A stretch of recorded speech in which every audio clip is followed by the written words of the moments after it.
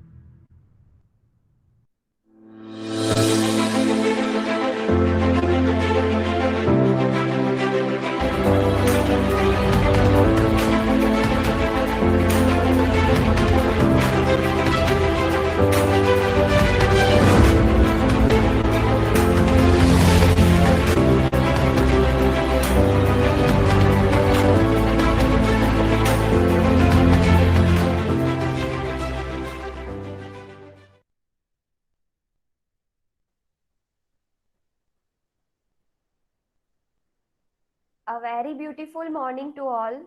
I, Charmikarya, principal of K.R.Doshi Group of Colleges, again welcome you all in today's second session of International Multidisciplinary Virtual Conference on the main theme of Professional Education in Global Context, organized by K.R.Doshi Group of Colleges in collaboration with Department of Business Administration, Maharaja Krishnakumarsinhji Bhavnagar University from Gujarat, India. Here, in today's session, our President of the conference, Honorable Vice Chancellor of Maharaja Krishnakumarsinhji Bhavnagar University, Dr. Mahpat C.G. Chawda sir, and today's chief guest, Honorable Vice Chancellor of Dr. Baba Saheb Ambedkar Open University from Ahmedabad, Gujarat, Professor Dr. Ami Upadhyay ma'am will join us. Welcome to Ami ma'am. And here, because of shortage of time, we are going to start our today's lecture. Our first keynote speaker of today's session is Professor Dr. Hemant Trivedi sir. Dr. Hemant Trivedi sir is currently the provost at CU Shah University, Vadhavan City, Surendranagar, Gujarat. Dr. Trivedi sir is a senior professor and officiating dean at the School of Management, the North Cape University, Gurgaon. Prior to that, he was professor and chair faculty of communication at Flem University, Pune, and his previous tenure was as a director School of Petroleum Management, PDPU, Gandhinagar. Earlier, he was professor in marketing area at Mundra Institute of Communication, Ahmedabad, where he introduced and led the PG diploma program in retail communication management from 2005 onwards, and an executive postgraduate diploma program in communication management in March 2008. Dr. Trivedi sir was Dean College of Management and Economic Studies at the University of Petroleum and Energy Studies, Dehradun, from August 2010 to March 2011. Before joining MICA in November 2004, he was with MBA program at Bhavnagar University. In 1994, he has industry exposure of over 15 years in the manufacturing and marketing of industrial pumps and pumping systems. He has also worked for Gujarat Kadi Board as a marketing trust as a marketing manager for about 4 years and is almost in early employees. Diners Club Private Limited. He is reasonably well traveled through UK, Europe, Middle East and Far Eastern region. His retail yatra concept took him around all corners of India with his students of retail. His academic administration experience is more than 20 years. I would like to invite Professor Dr. Trivedi sir. Please start your session. Over to you, sir. Thank you, Charmi ma'am. It was a slightly bit longish introduction. I will have to work on that. I hope I am audible to all because my camera is definitely not supporting me. I hope my microphone is. Luckily, the presentation will also be visible when I share it, so that should not be a problem. Thank you, the organizing committee, the president of the event, and the various authorities of all the bodies that have come together, the organizations that have come together to organize this international conference. Thank you so much for inviting me. I'm sorry to have disrupted in a small way your session plan, but I had another engagement for which I had to spare some time from 10 onwards. So I had to request you to prepone this session, and thank you for accommodating. Thank you, Charmi ma'am, for accommodating the request. I will right away start with my presentation, which should be visible to all. I'm sharing it now. Charmi ma'am, is the screen live with my presentation, ma'am? No, sir. No. No. Okay. To me, it shows that it has shared the presentation. It is not visible. Well, I don't know why. Prashant Mehta sir seems to be wanting to say something.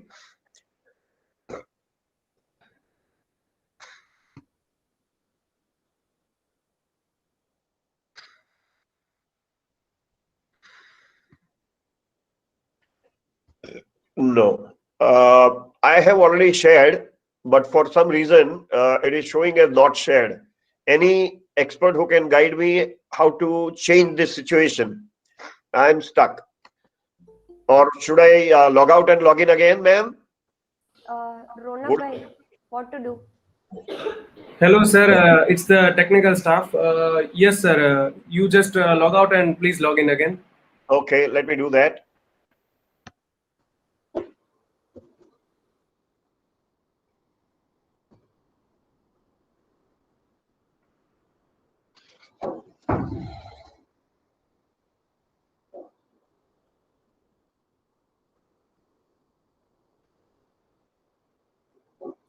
Okay, I have joined again, and I will now go to present now. I have done that. I am going to present a window, not the entire screen. And from the window, I am selecting my presentation, and I have said share.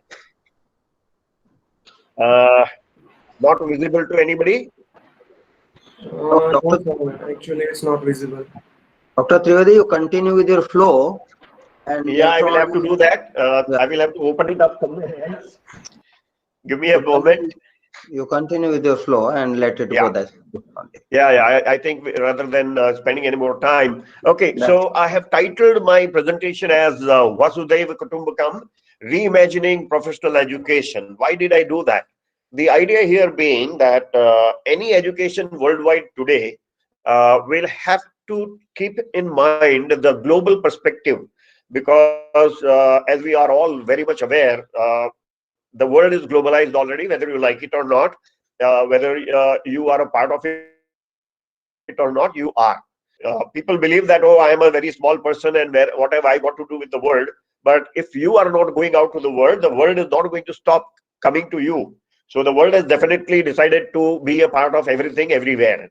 And the new education policy of the government of India, those who have been able to see through it, they also have realized how the government is also, the central government is also planning to bring in international educational organizations into India. So, well, if you don't go abroad, they are not going to stop, and they are going to come.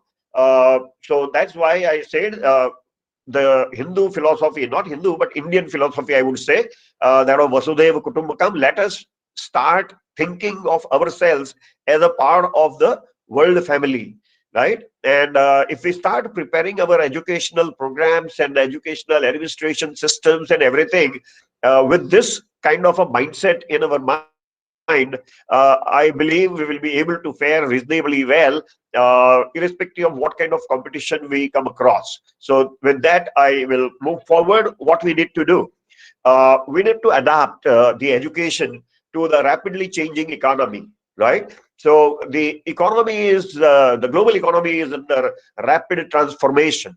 And one of the most important aspect in context of education, because of this rapid changes in the economy, is that for the same job, for the same person, the organizations are now looking for additional credentials, additional capabilities, additional abilities, and skills.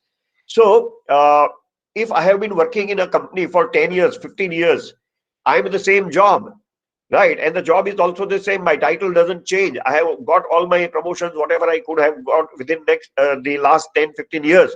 I am at a position I am the same person, but because of the changes that have happened in the economy, I need to upgrade myself. I need to develop my skills. I need to build up on my capabilities, right? So the education has to understand, the educational administrators have to understand this requirement and make changes in their program accordingly. Another important aspect is digital technologies. The digital technologies are destroying the traditional business models, right? The innovative business models are required now, and the moment you go for innovative business models, what happens is they require a different skill sets, right? And therefore, there is no way out. But every person undergoing any kind of education, and those people who think they are already in a job since 10, 15 years, they are safe. No, it's not, because the business models are changing. They have to reskill themselves, they have to improve upon their capabilities, right? Another important aspect of the change in the economy is the artificial intelligence and machine learning, which is transforming the way work is performed, right? Automation is coming in a very, very big way. So the human beings are now expected to be able to interact with machines. I have been a teacher of interpersonal communication for more than 20 years now. What I have found is that human beings are not fully capable of communicating with other human beings also, right? Against which now you have to interact with machines. It's going to be all the more difficult, all the more complicated, because interacting with the human being, the other human being is going to respond and tell you what he or she is thinking about whatever you said. In case of machines, that kind of thing is not going to happen. You will never know why. For example, my camera is not working right now. I don't know what to do about it. My son and I have been trying to work on it for so many days now, but somehow it is not happening, right?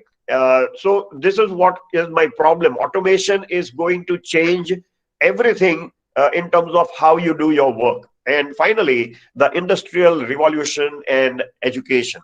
Uh, in the past, in the prehistoric, not prehistoric, but in the historic era, we know that only a very limited number of people actually got education. Say, for example, some of you people know about the Rajkumar College in Rajkot. It was exclusively for Rajkumars. Only the princes of princely states were admitted in that school in those days. In the same way, we are aware when we read our scriptures that the sons of kings would get very, very specialized kind of training when they go to the ashram shalas of gurus, right? And at that time, the guru was exclusively focusing on that individual. But with the development of the industrial revolution and the industries, mass production systems and all, the education system also had to change itself, because now there was a need for a large number of people. What we call as massification of education started happening. Large number of people needed to be trained into a certain way of doing things, and that is where education also got kind of industrialized, right? And today we are in an era of industry 4.0.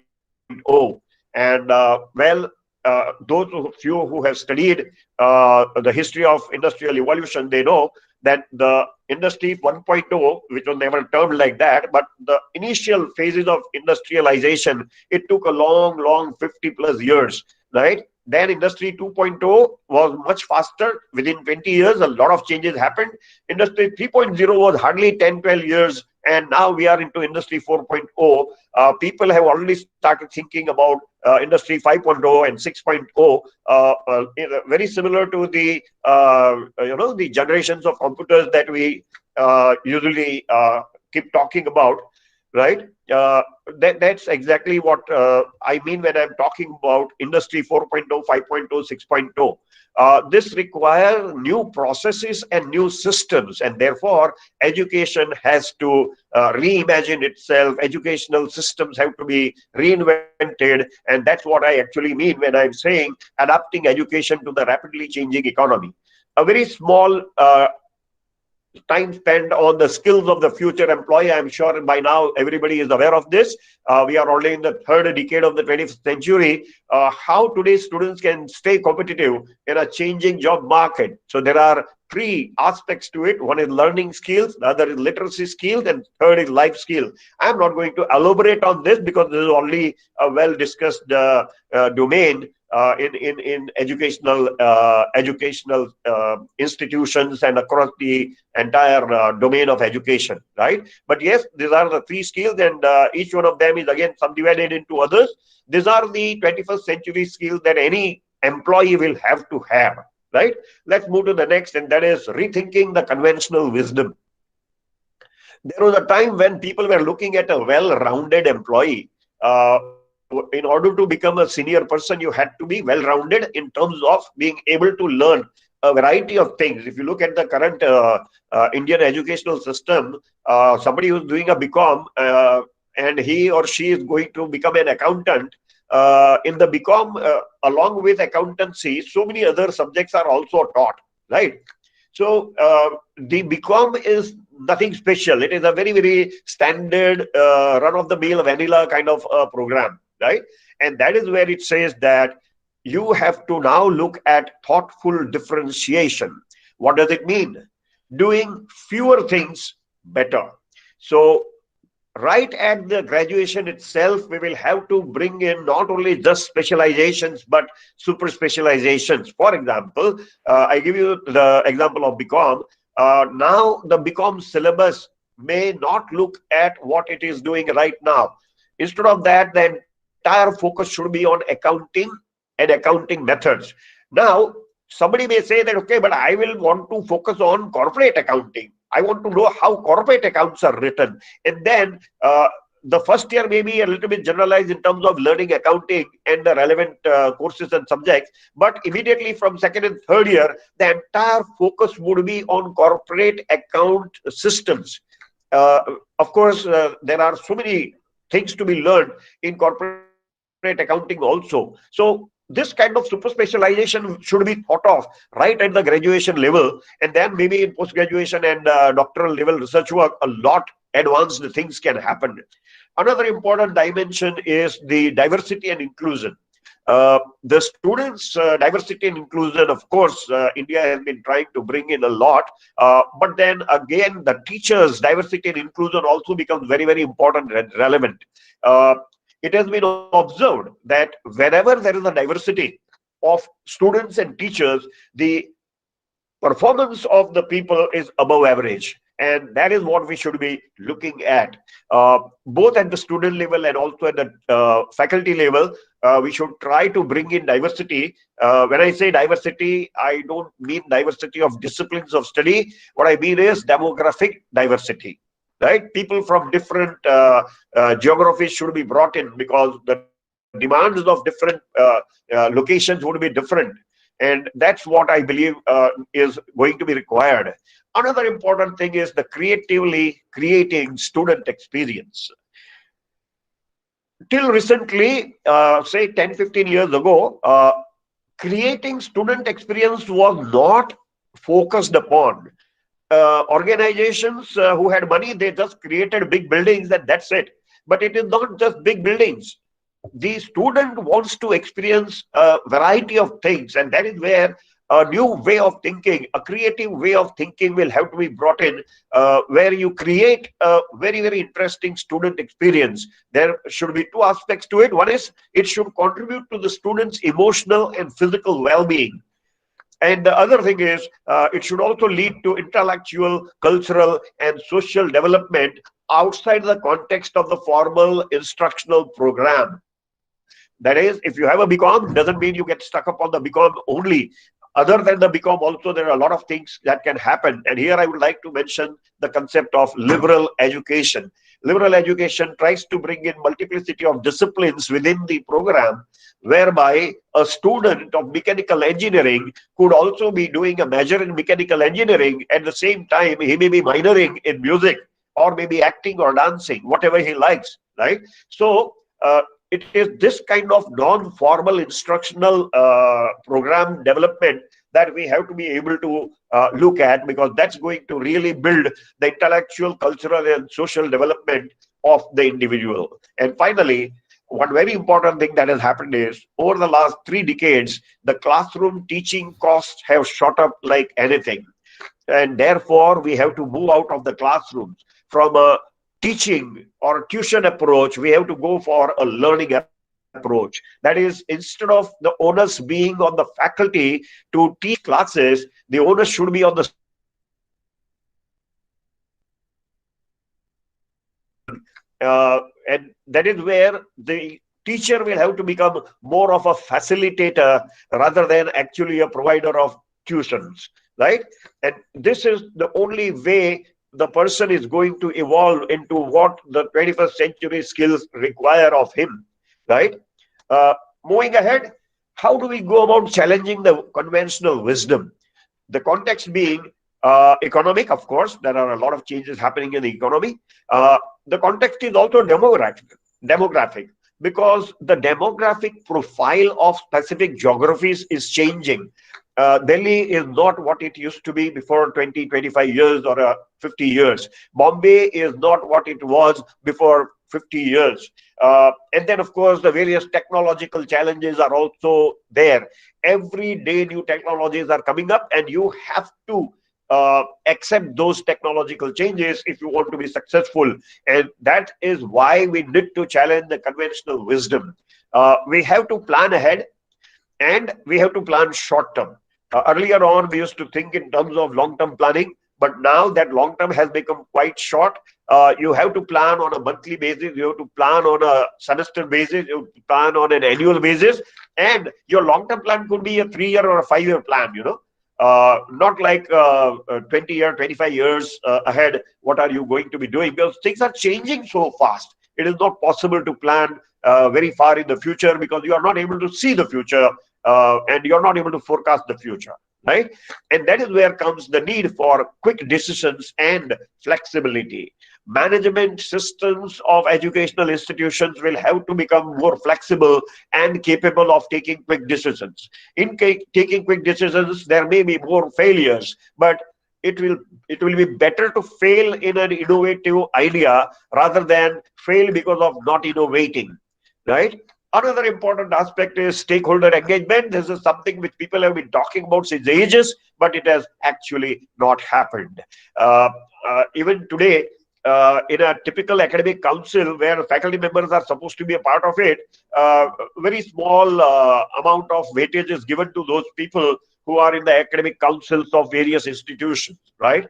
And the staff doesn't have any say in whatever keeps on happening in that educational institution. And wherever the staff is strong, they try to override the academic fraternity. And that's where the biggest challenge is. They forget that between the two of them, they are kind of a team which has to work together and perform, so that the other stakeholders, the students,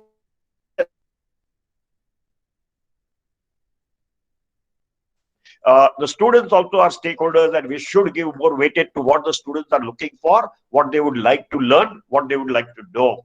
And then, of course, parents have their own objectives. We have to be able to relate to the parents' needs and requirements, their financial status, and so on and so forth, right? And finally, the board support. We are looking at more governance, less interference. Wherever the boards are active, uh, it is found that they are more interfering oriented rather than supporting oriented. And wherever they are not directly involved, they may be able to support externally, but then there is a lot of government rather than the governance part of it. So that has to change. The mindset has to change from the control to freedom, right? And that's what's going to help new educational institutions to come up really well. I came across this 1869 statement by Harvard President Charles Eliot. A good past is positively dangerous. A good past is positively dangerous, especially if it makes us content with the present and so unprepared for the future. So if you are happy with the present, then you will not try to prepare for the future, because the future is definitely going to be different. And therefore, you should always be unhappy with whatever it is that you are experiencing as on date. Never become content with your current achievements, because the future is going to present several challenges and you have to be prepared to take on those challenges, right? And then, of course, you have to go about setting an agenda. Uh, First thing is clarity around the strategy and source of distinctiveness. Uh, you have to be very clear as to what kind of a strategic orientation do you want to have, and how do you want to make yourself distinctive, right? Even if we talk about, just say, Bhavnagar city, there are various organizational institutions that are into academics, right? Now, how will any one of that academic institution become distinctive from all the others? That's going to be a very, very relevant and important aspect of the new agenda. Defining an overall strategy for the institution or the educational system. This is the first thing. The second is instituting a school level strategy, for example, business school strategy or academic medical center research strategy. At any in our business terms, we say strategic business unit. At every strategic business unit, you have to have a very, very specific strategic orientation for every kind of institution. How is a BA college different from a BCom college? You have to be able to understand that and bring in those kinds of changes. And then, of course, improving competitiveness. Go for rankings and reputation in order to attract top tier faculty and students. Many people have been arguing that people don't pay well and therefore people don't come and join. But friends, even today, I am able to see several very good faculty members who are not looking for the funding part of it. They are not looking at personal emoluments. What they are looking at is the opportunity to contribute in the best possible manner to the domain, to the society, and so on and so forth, right? So you have to look at improving your competitiveness. You have to look at how you're going to get better rankings, and you have to create a reputation for yourself. The other important aspect of the agenda is expanding the reach of the university or the educational system. You can do this by improving access and affordability. There are several challenges for a private sector institution. I am a part of private academic organizations more than last 20 years, and I know what kind of challenges are faced by private institutions. But yes, they have to have innovative models of financing whereby their education will become more affordable and thereby more accessible. Another important aspect is creating a global footprint. Now, creating a global footprint doesn't need to be taken literally. You don't have to go abroad and put your foot on the ground there and say, see, I've created a footprint here. No, it's not that. You need to have a mindset where you are going to look at what is happening around the world and how can you contribute in the smallest possible way in the form of some or the other kind of global collaboration. Even a simple joint research paper written by a couple of faculty members with some international faculty would also be a kind of global footprint. Students traveling abroad for industrial visits or some kind of small 1 week, 10-week exchange programs, that also is a part of global footprint. Start small and gradually build up. Right? But you have to look at this. And finally, implementing a digital and online strategy, which has become a must today. I will say that the pandemic has actually created a lot of opportunity for digital and online strategy amongst the institutions, right? Another aspect of the agenda is the economic sustainability, reducing non-instructional spend and generating non-tuition revenue streams. You have to look at how you're going to create more and more revenue other than the tuition fees that you charge. Next is improving capital asset productivity. You have invested a huge amount of money and created assets. How are you going to generate more and more productivity? Several times I always talk, I'm told, and my friend who is going to speak during the day from Germany, he should be able to help us understand this more clearly, that between 3 or 4 engineering colleges, they have only one workshop where the students of the different colleges will go at different times. They don't invest in 5 different workshops. And therefore, the capital asset productivity is much higher as compared to what it is in India. In a given city, there may be three engineering colleges. All the three engineering colleges will have their own workshops for everything.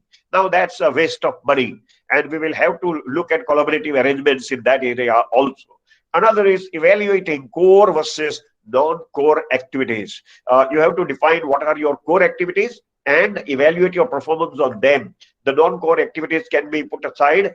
Administrative functions can be outsourced rather than focusing on them. And then finally, rationalizing the portfolio of campuses and programs. There are so many organizations which are operating multiple programs and multiple campuses. That's not going to be required. You will have to rationalize on them. Look at the industries, how they are doing it.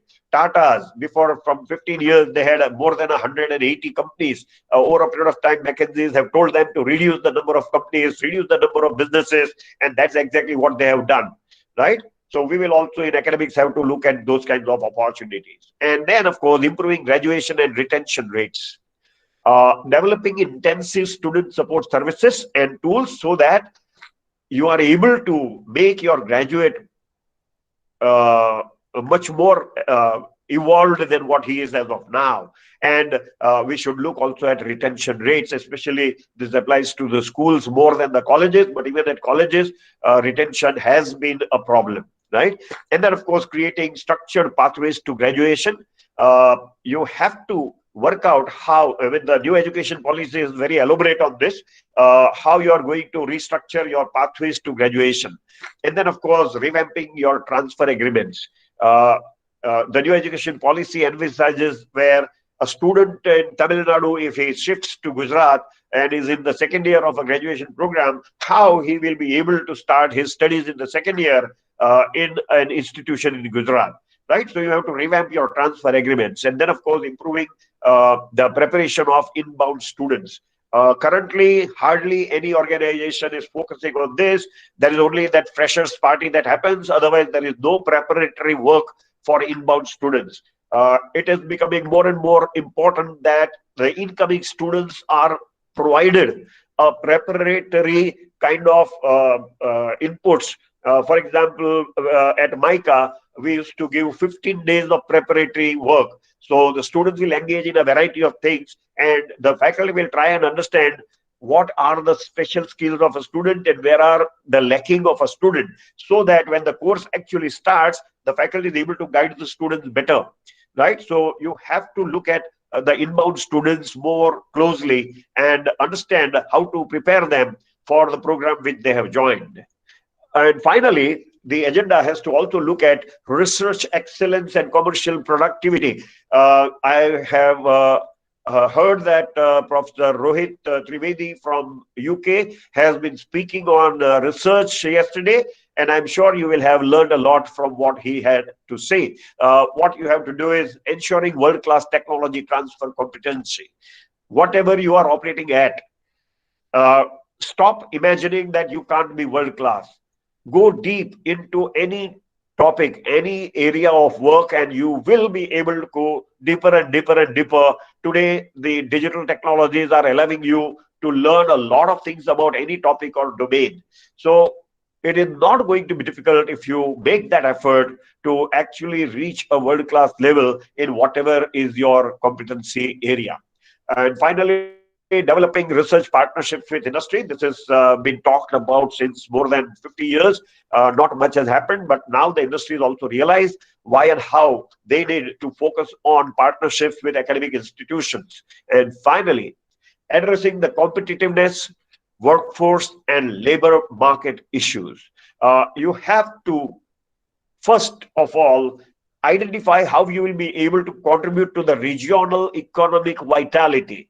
For example, certain geographies of Saurashtra are very good at edible oil production, right? The nuts also grow there, groundnuts and others, and the processing into oil also happens there. That is one big industry. But over the last 30 years, I don't see any major technological development that has happened, or neither has there been a major backward integration by the players or forward integration by the growers of those groundnuts and other things.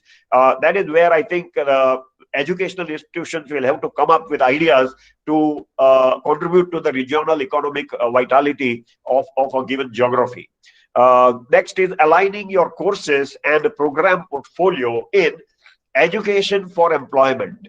Everybody will have to think, even a BA English faculty will have to think that at the end of this program, where will my student get a job?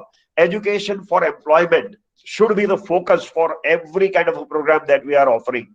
And then, of course, partnering with the private sector to improve employment of graduates, something which is very, very essential.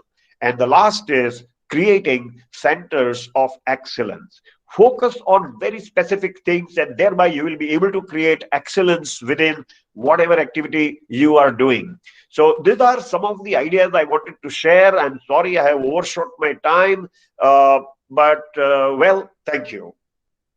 I hope I have been able to add value to the event. Thank you so much once again, everybody, for providing me this opportunity to be a part of this program.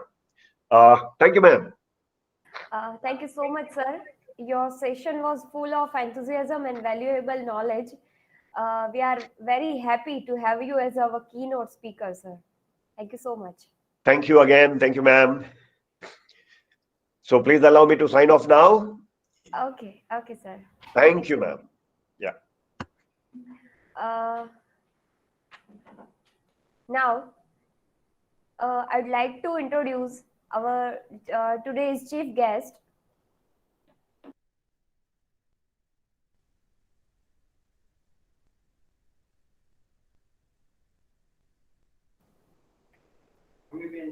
હા.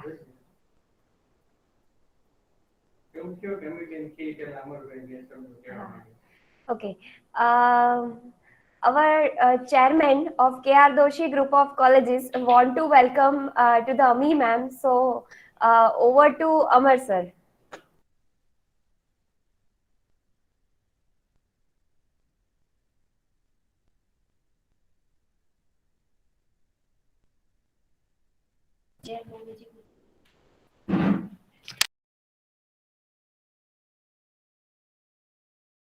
So, good morning, all.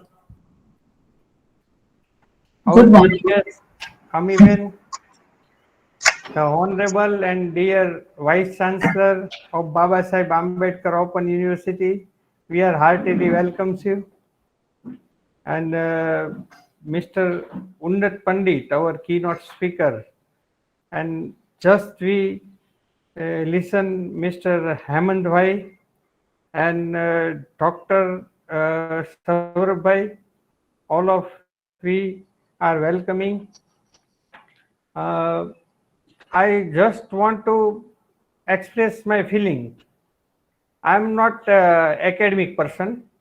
I'm administrative person. So I want to my feelings in Hindi. So I can better express my feeling in Hindi. Mr. Kumar is there or not? Kumar sir? I'm listening you very well. Yes sir, yes sir. Thank you sir, thank you very much. Sir, जब आप ગુજરાતીમાં પણ બોલી શકો છો, કાંઈ વાંધો નહીં, બધાને સમજણ પડશે. Thank you sir. Okay. Sir, once upon a time जब मैं स्टूडेंट लीडर था और एक स्कूल चला रहा था, तो एडमिशन का प्रॉब्लम हो गया. कोई 400-450 बच्चे रह गए थे एडमिशन में. तो हमने एक बड़ा सा प्रोसेसन निकाला और वाइस चांसलर के पास गए और बोला कि हम चलने नहीं देंगे, पहले इनको एडमिशन दो. और वो जो बच्चे थे ना, वो 2 ट्राई वाले और 3 ट्राई वाले थे, कोई 4 ट्राई वाले थे. तो वीसी सर थे, आई थिंक मिस्टर त्रिवेदी. तो उन्होंने सबको निकाल दिया. फिर मुझे बुलाया कि बामन इधर आ, देखो, don't discuss on a problem, discuss on a solution. मैं बोला सर मैं समझा नहीं आप क्या कहना चाहते हो. बोले तू स्कूल चलाता है ना? मैं बोला हाँ चलाता हूँ. कितने क्लास खाली है? मैं बोला 4 क्लास खाली है। तो चलो ये 400 बच्चे हैं ना, 200 तुझे दिए और बाकी के 100 में एमजे और वलिया में सेट कर दूंगा। राइट। तो वहीं पे उन्होंने नीड की, फिर एलआईसी का भी उन्होंने गठन करके यहाँ भेज दिया और मुझे 200 बच्चे ऐसे दिए सर कि जो 2-3 ट्राई वाले हैं और मतलब बड़ा बड़ा कड़ा पहनते हैं, ये बहुत बड़ी माला पहनते हैं, सोने की चेन पहनते हैं, और आप देखो तो स्टूडेंट लगते ही नहीं थे। तो अभी 200 बच्चे आ गए, फिर करना क्या है, पढ़ने वाले तो थे नहीं। तो फिर हमने उनको बुलाया फिर उनको बोला कि आपका इंटरेस्ट एरिया क्या है। तो ये जो मल्टी डिसिप्लिनरी है ना, ये वर्ड इसमें इंटरनेशनल मल्टी डिसिप्लिनरी कॉन्फ्रेंस, तो हमने मल्टी डिसिप्लिनरी किया कि चलो किसको बास्केटबॉल में इंटरेस्ट है, किसको फुटबॉल में इंटरेस्ट है, तो सबको ग्राउंड में लिया। और सर उस साल हमने बास्केटबॉल में भावनगर यूनिवर्सिटी में के.आर.डोशी ग्रुप ऑफ कॉलेजेस चैंपियन हुई। फुटबॉल खेला, फुटबॉल में भावनगर यूनिवर्सिटी में के.आर.डोशी कॉलेज चैंपियन हुई। फिर हमारी जो यूथ फेस्टिवल आया हमारा, उसमें चार्मी मैडम कितनी इवेंट होती है यूथ फेस्टिवल में? कोई करीबन 32, मोर देन 32। तो हमने सब में अपनी टीम उतार दी, मोर देन 32 में। हमने सोचा चलो पार्ट लेंगे, कुछ काम में रहेंगे तो कॉलेज को भी डिस्टर्ब नहीं करेंगे। तो रिजल्ट ये आया कि मुझे उनके लिए वार्डरोब बनाना पड़ा, उनके लिए ट्रॉफीज के लिए। तो हमें पता चला कि एकेडमिकली अगर वो कोई बच्चा लूज हो सकता है, पढ़ने में वो लूज हो सकता है, पर बाकी उसमें बहुत टैलेंट होती है और वो बहुत जगह पे अपना वो दिखा सकता है, अपनी स्ट्रेंथ दिखा सकता है। राइट। तो फिर उसके बाद तो हमारा तय हो गया कि यूथ फेस्टिवल आए तो पूरा कॉलेज मानो आप एक फेस्टिवल में बदल जाता है। तो इस तरह से हम आगे बढ़ते गए और ट्रॉफीज बढ़ती गई, चैंपियनशिप बढ़ती गई, बच्चे स्टेट में सिलेक्ट होते गए, इंटरनेशनली जाने लगे। तो ये सब बहुत ही बढ़िया से सब जा रहा था। तो इसमें हमें काफी मतलब हमारा मनोबल भी मजबूत हुआ। और हमने थोड़े दिनों पहले ही जो स्टेट कॉन्फ्रेंस की थी, और यस्टरडे आई टोल्ड कि वीसी साहब ने बोला था कि आप क्यों स्टेट कॉन्फ्रेंस कर रहे हो, आप इंटरनेशनल कॉन्फ्रेंस करो, हम आपके साथ हैं। तो आपके पास भेजा, कुमार सर के पास, और आपने बहुत हेल्प की। और आज जो इंटरनेशनल कॉन्फ्रेंस हो रही है वो कुमार साहब ने उसमें, वो हमारे अर्जुन है आज के ये जो इंटरनेशनल कॉन्फ्रेंस है। ग्रेट। हम सीरियसली, मैं इन लोगों को बोलता था कि अगर कुमार साहब नहीं होते तो ये इंटरनेशनल कॉन्फ्रेंस हो ही नहीं सकती थी। और हमारे चीफ गेस्ट अमी बेन के बारे में मैं ये बोलना चाहता हूँ, मैं उनको हार्टली वेलकम इसलिए करना चाहता हूँ कि मेरी वाइफ है जिग्ना, उसका नृत्य अलंकार जो करवाया है कथक में, वो अमी बेन ने करवाया है, अमी बेन उपाध्याय ने। और जब हम स्कूल टाइम में थे तब अमी बेन, और हमारी स्कूल अलग थी पर हमको ड्रामा में, प्ले में बहुत इंटरेस्ट था।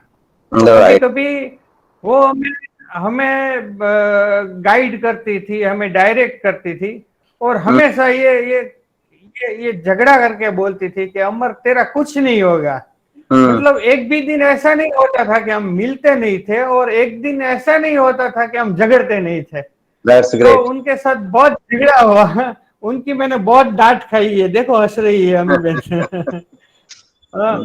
हम डरते थे लिटरली, अमी बेन से बोले अमी आई है, अमी आई है, तो सब एकदम सिस्टम में आ जाता था।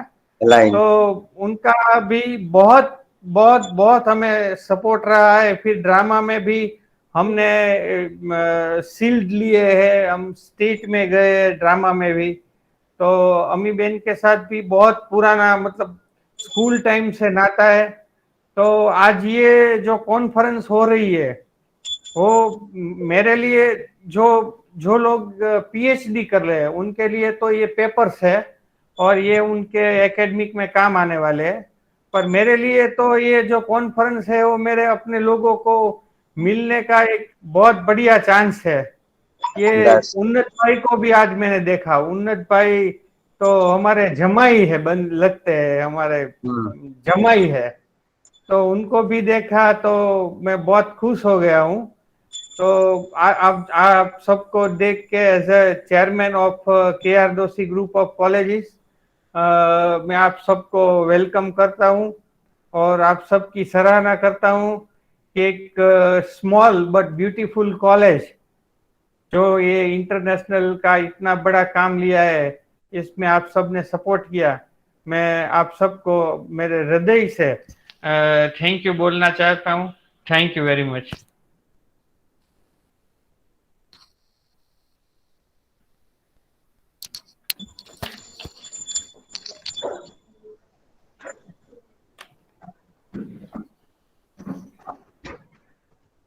Thank you so much, sir. Now I would like to invite our today's chief guest. I warmly welcome Professor Dr. Ami Upadhyay ma'am, Honorable Vice Chancellor of Dr. Baba Saheb Ambedkar Open University, Ahmedabad, from Gujarat. Professor Ami ma'am is the Vice Chancellor of the only state open university in Gujarat. Thank you very much, Charmiji. I know that, I mean, you may continue my introduction for still 2, 3, 4 minutes. Thank you very much. Let the work and words speak louder than the words of introduction. I apologize, stopping you in between, interfering in between. Thank you very much. Pray Almighty that tomorrow I may not require introduction. I work in such a way that tomorrow I may not require introduction.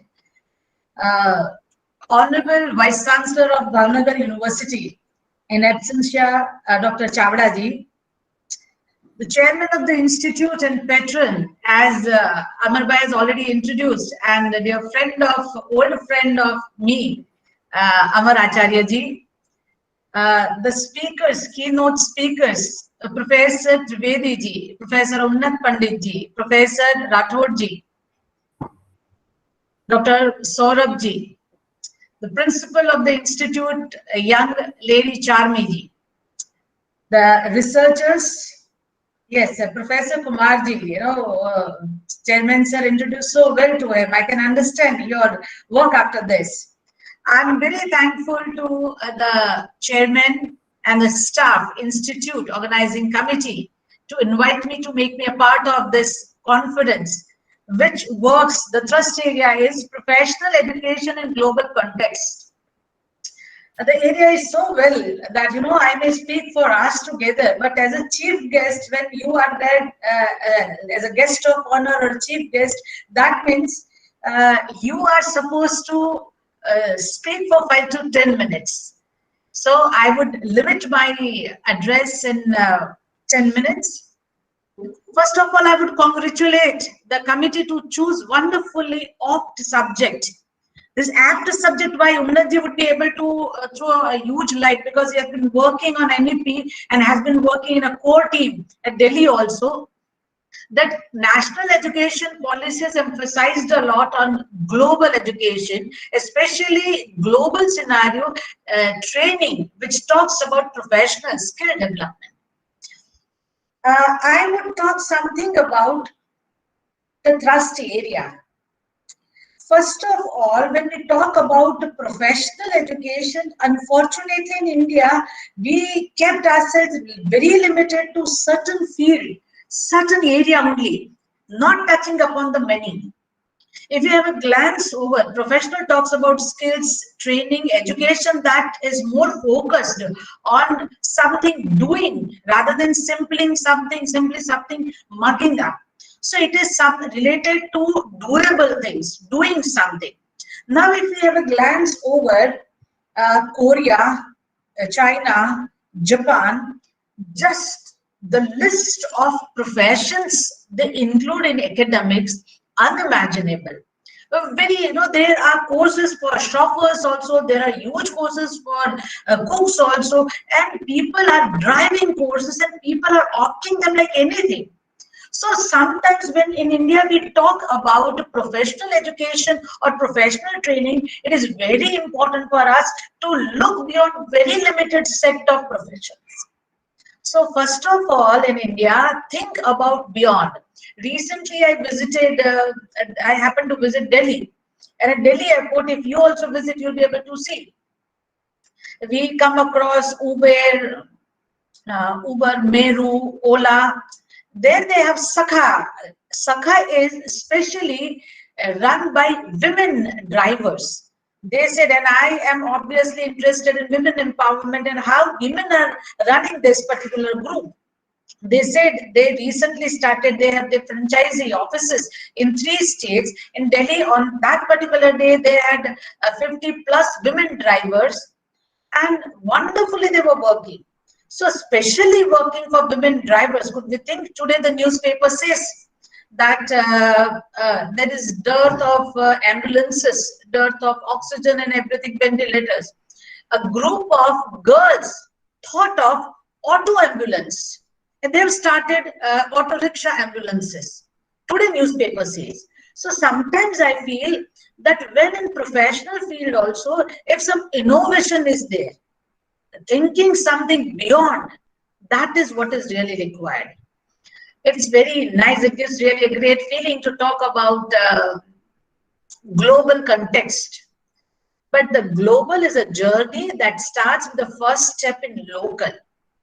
If I think that, yes, I have been a passionate teacher, and if I want to be a very good teacher, if I cannot teach or train my daughter, I doubt whether I'll be able to train the thousands of students there.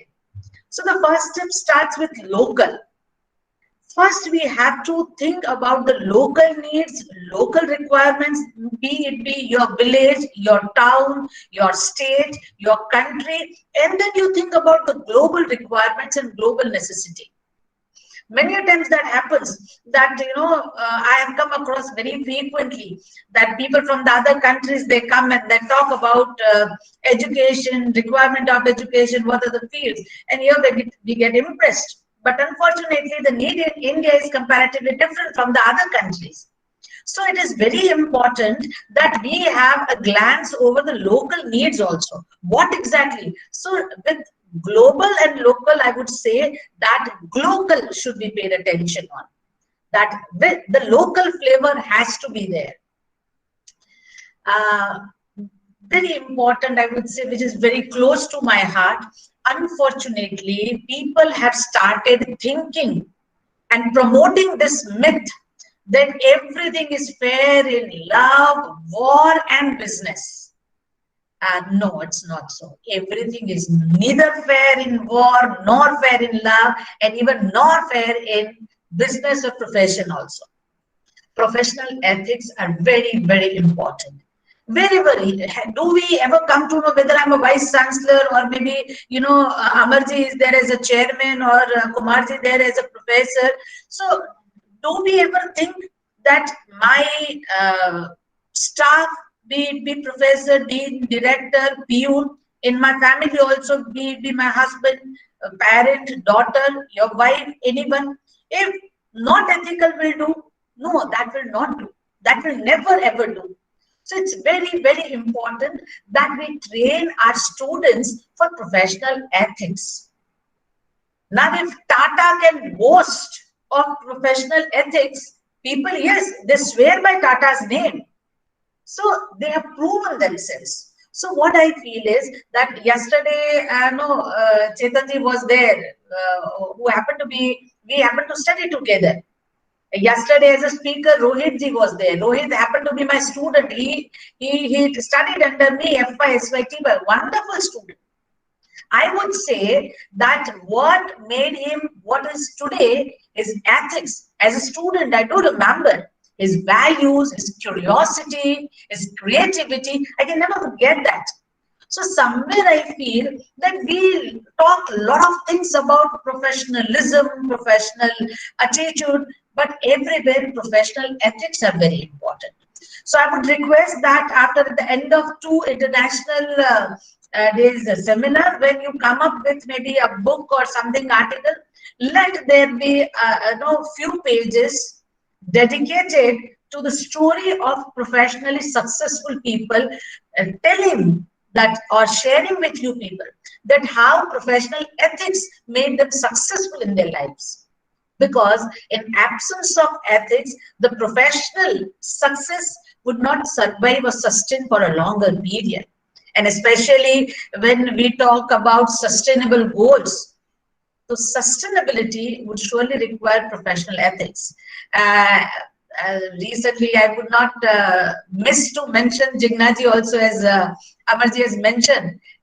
It's not that I trained her. She has been a wonderful dancer, a committed, dedicated dancer, and all her success that she has earned out of her own hard work and persistence, practice and everything. And yes, they were the wonderful days. Again, Unnati is going to speak about national education policy, so I would not touch upon it, but I would say that it's a great blessings for the people who would be studying, learners, students who would be benefited out of this national education policy. Because I do remember being a classical dancer, choreographer, in NCC, Navy, and interested in drama also, naturopathy, everything, But unfortunately, we had to pursue all those things out of education system. Now, the learners would be fortunate enough that they'll have opportunity to learn all these things as a part of their academics. So really, I hope that national education policy really makes India Vishwaguru for tomorrow's world, tomorrow's globe. I'm very thankful to the Institute, K.R.Doshi Group of Institutes, and Honorable Chairman, dear Principal, to let me be part of this conference. It was really a pleasure to be a part of it. Thank you very much and best wishes. Thank you so much, ma'am. Your words and your thoughts are as beautiful as you are. Thank you so much, ma'am. I would add one thing. When Trivedi mentioned about Harvard University, if not mistaken, Elsevier from Harvard had made a statement that if you are looking for the best university in the world, it is neither Cambridge nor Harvard. It is YOU, University, NIVERSITY. So it is university. So whether it is a professional success or anything, when individual explores what is there within him, that university will surely succeed. I'm so sorry to take this extra minute. Thank you very much. Thank you, ma'am. Kumar sir, would you like to say something? Let me tell you one thing. It's very good to see Dr. Amiben here, and we all are working for it, and really great for your inspiration, Amiben. And I think that will go a long way with us for commitment and other activities in the academic world. Now, we have to wait for our next presenter, and I think the time is given 11 to him, and by 11 means there it is 7:30 in the morning. He must be getting ready. That's why I don't see him here right now on the board. But by the time, I think let me tell you something about the system. And when we talk about India specifically, we are trying to compile the education system. We are trying to understand the education system. And in this process, one cannot escape the name of Takshila. Actually, when we try to talk about the education and when we talk about the global perspective of professional education is basically an extended part. It's an derivative from the conventional education system where we are trying to compile everything together.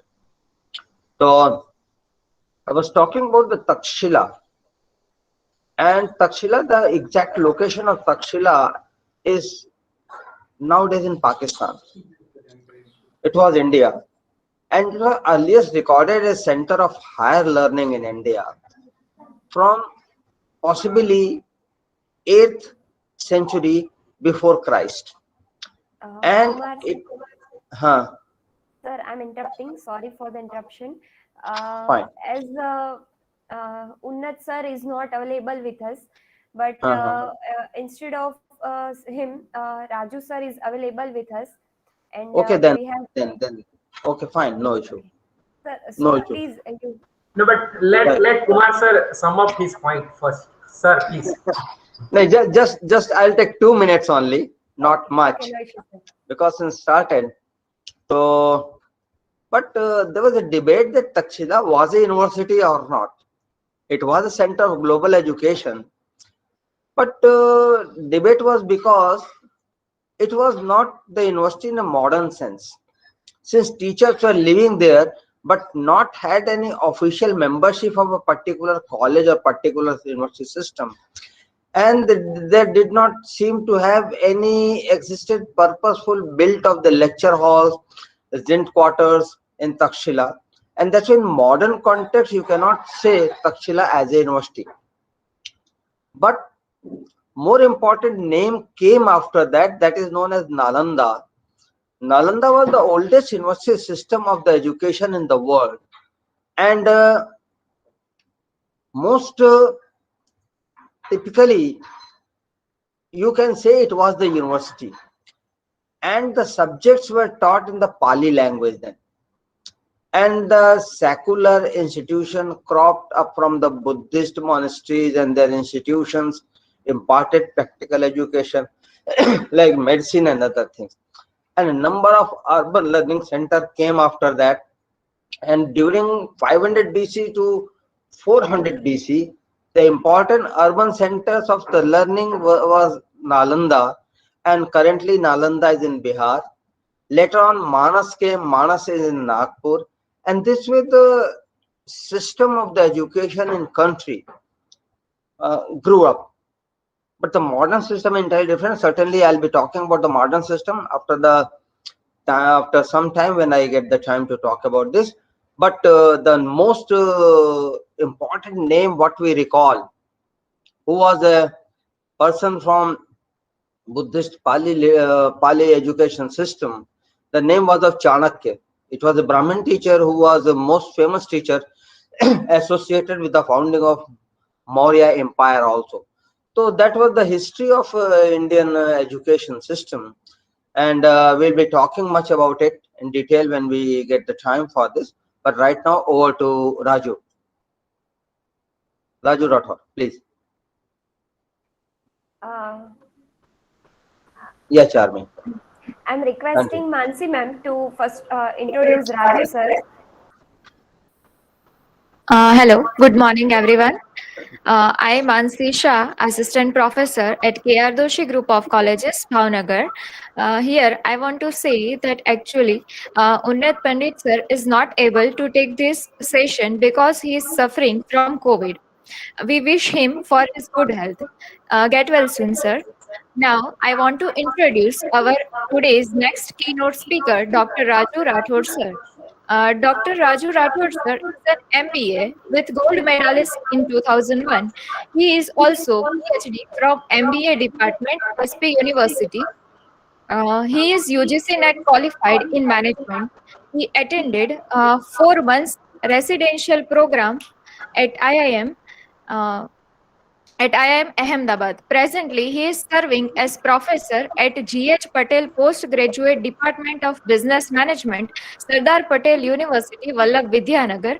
He has 18 years of teaching experience at postgraduate level. He served as a chairman of Indian Society for Training and Development, Anand Chapter 2017 to 2020, and a chairperson of Corporation Bank, chair in management, SP University. He served as a president of Lions Club of Vittal Udyognagar in the year 2019 to 2020 and is a president of JCI Vallabh Vidyanagar. He is also national trainer of Junior Chamber International India. He conducted more than 100 training workshops on various soft skills and life skills for students, institutions, corporate employees, and entrepreneurs. His book titled Encouraging Stories of Successful Entrepreneurs, published by SP University Press, Vallabh Vidyanagar. He also published other two books on retail management and his more than 50 paper published in a reputed national level journals and magazines. So here, I would like to kindly request Dr. Raju Rathod sir to deliver their speech. Over to you, sir. Thank you, madam. Good morning to all. Good morning to the organizer, specifically the Amar Bhai, my head of the department, Dr. Kumar sir, Ketan Bhai Pandya, and also the Charmi madam and all the other faculty member of the K.R.Doshi School and the Department of Business Administration. Charmi madam, can I have my presentation? I have emailed you because Yes, yesterday sir. also there was some problem. So let me start my context as I will be available with the PPT. One of the most prominent question in a management is whether past is relevant or not.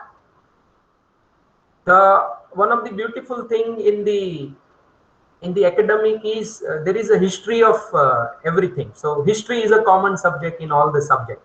So you name any subject and you find a history.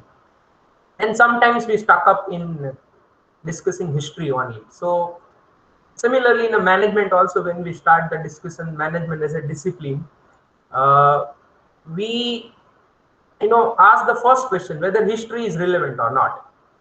And if history is relevant, because it gives the idea to develop the present and also develop the future. But then what could be the proportion of a history that we should discuss? So I remember one of the discussion of Jai Vasavda, somewhere he was telling that history is relevant, but it is just like a, when we are driving a car, there is a rear view mirror also, and there is a front view mirror also, or the glass also. So the rear view mirror, you know the size of that mirror is very, very small compared to the main glass through which we can see the upfront road. So history is important and relevant, but not in a such a way that we stuck up in the history and then we could not visualize the future. So as Kumar sir rightly tried to recheck the assumptions regarding the Takshashila and Nalanda, as yesterday also somebody was talking about that. Charmi madam, can I have that slide now? I think so. Yeah, so you can start from the first one.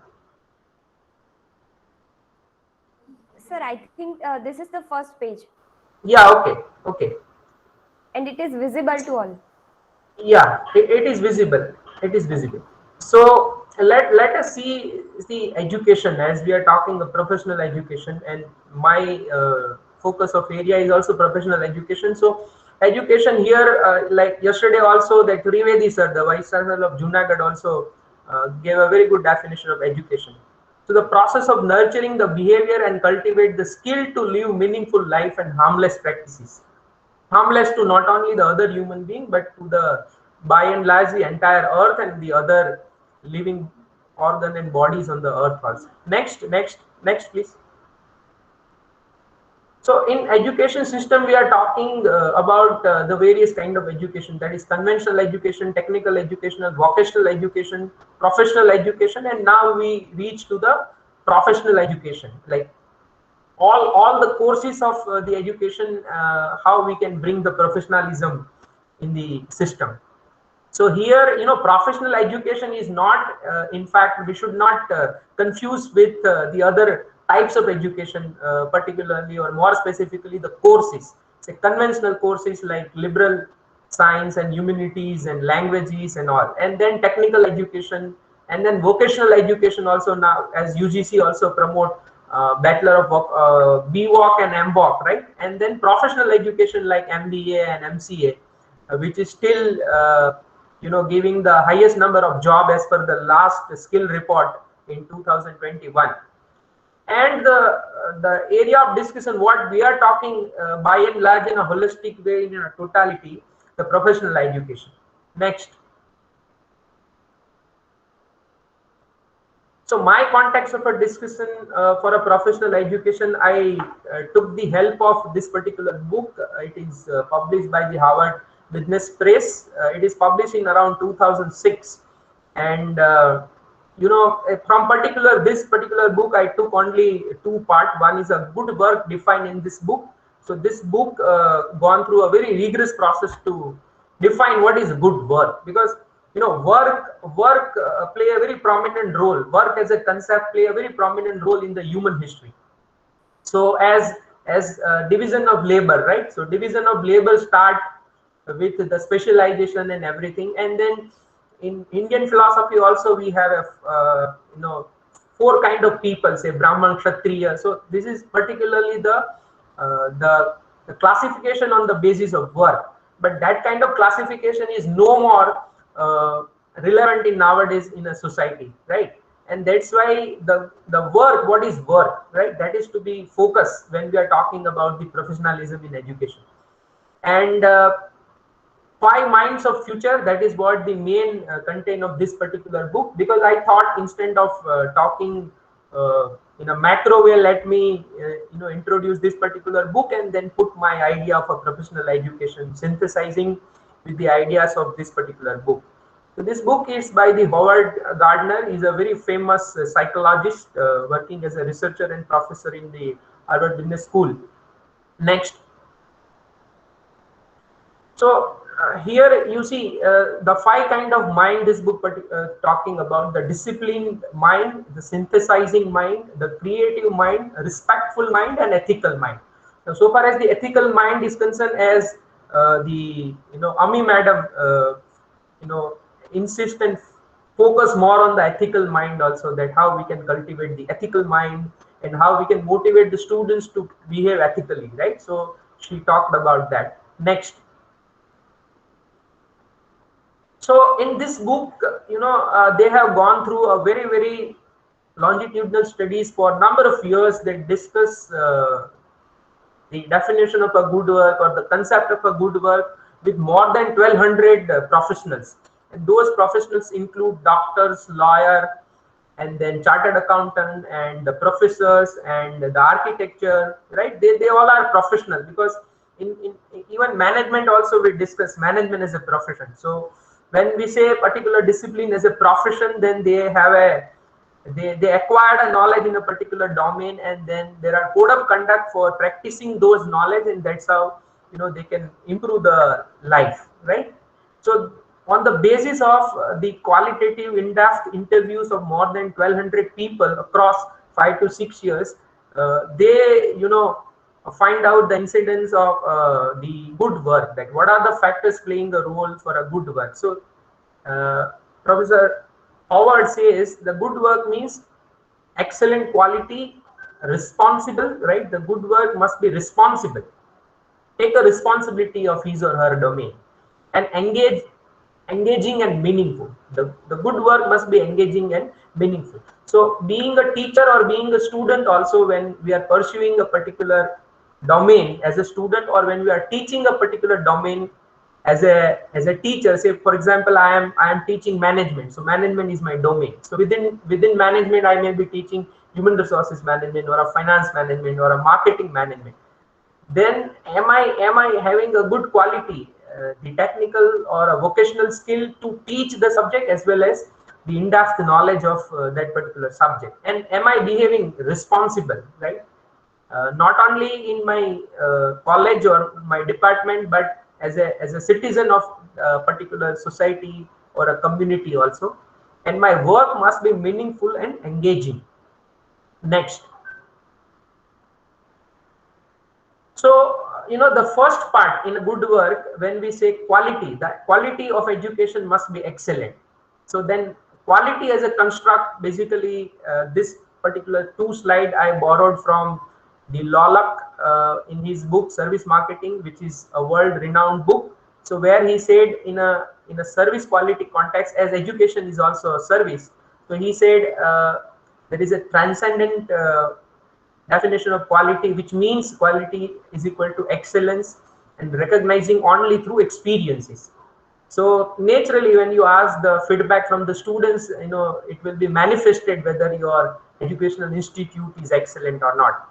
And the another perspective of a quality is a manufacturing base, where quality is an conformance of the firm's developed specification. So in a higher education also, we talk about so many standards or a benchmark, right? So whether we fulfill those standards and benchmark, and if we fulfill and conform with those standards and benchmark, then we consider as a qualitative educational institute. And then another perspective is a user based also, where quality lies in the eyes of a beholders. So if students like to play a football and then your college is focusing on a football or a basketball, your college is good. But if some students are looking for some other skill or a domain which is not good in your college, then probably your school or college is not good. So this is what the perspective of a quality. The quality lies in the eyes of the beholders. And value based quality also perspective, where quality is a trade-off between price and value. So there are some students, they want to do 11th and 12th, but they want to go to IIT Ashram and this kind of competitive exam coaching and teaching, and that's why they find a dummy school, right? So there are some students who find the dummy colleges also, right? Yesterday I was watching a movie Faltu, that is Fakirchan Lakirchan University Trust. So that is Faltu, right? So Faltu means those students who are in between 36% to 52%, they are not getting admission in any college. So and there are no colleges in the big cities like Delhi and Mumbai for such kind of mediocre or the students, where the students have a very pertinent question कि अगर आपको हमें admission नहीं देना है with this percentage, तो हमें पास ही क्यों किया, फेल ही कर देते. So that's a very relevant question कि अगर हमें आगे एडमिशन ही नहीं देना है तो फेल क्यों किया, सॉरी पास क्यों किया. So there are some students who will see, and not only students, the parents also see the trade-off between price and value, right? And that is the biggest dilemma in the ethical issues of a medical education also. That why doctor think about the welfare of a society when he or she is spending crores of rupees to get that professional qualification. So this is also to be considered, and we should not ignore that part. Next, please. Next part. So these are also the dimensions of a service quality. Everyone knows, right? In Parshuram and Jetmal, they talk about the 5 dimensions of a service through which you can measure the service: tangible, reliable, responsiveness, assurance, and empathy. So at least all the management who are running particular colleges or other higher educational institute, they must study these dimensions of service quality and try to implement and institutionalize in their institutes, right? Because these are the service quality dimensions are accepted all over the world as a standard of measuring the service quality. Next. So now how that excellent quality work, meaningful work, and the definition of a good work is to be fulfilled. So the Howard Gardner says it required a 5 mind, and this 5 minds required for the future. It is not for the past and present, it is for the future. Like if you want to sustain for a longer period of time in times to come, right, then these 5 minds are important. So I will quickly introduce you this 5 mind. So the first mind is a disciplined mind. Here disciplined mind doesn't mean the controlled mind, right? यहाँ पे discipline का मतलब शिस्त नहीं है, यहाँ पे discipline का मतलब है master of a particular discipline, right? Your mind is a master of a particular discipline. If you are a cardiac surgeon, then you must be master in that. If you are from management, say you are a master of business and administration, then you really master in a business administration, right? It should not like, you know, you may leave some of the part of a course in an option, right? कई बार ये होता है कि कई part आपने option में छोड़ दिया कि ये तो मैंने ऑप्शन में छोड़ दिया था इसीलिए नहीं मालूम. So that kind of justification is not acceptable here. So disciplined mind means you must be master of your discipline, right? You may have a knowledge of all the other disciplines, but at least the discipline in which you claim to have a degree, you must be master of that, right? So that is what a disciplined mind.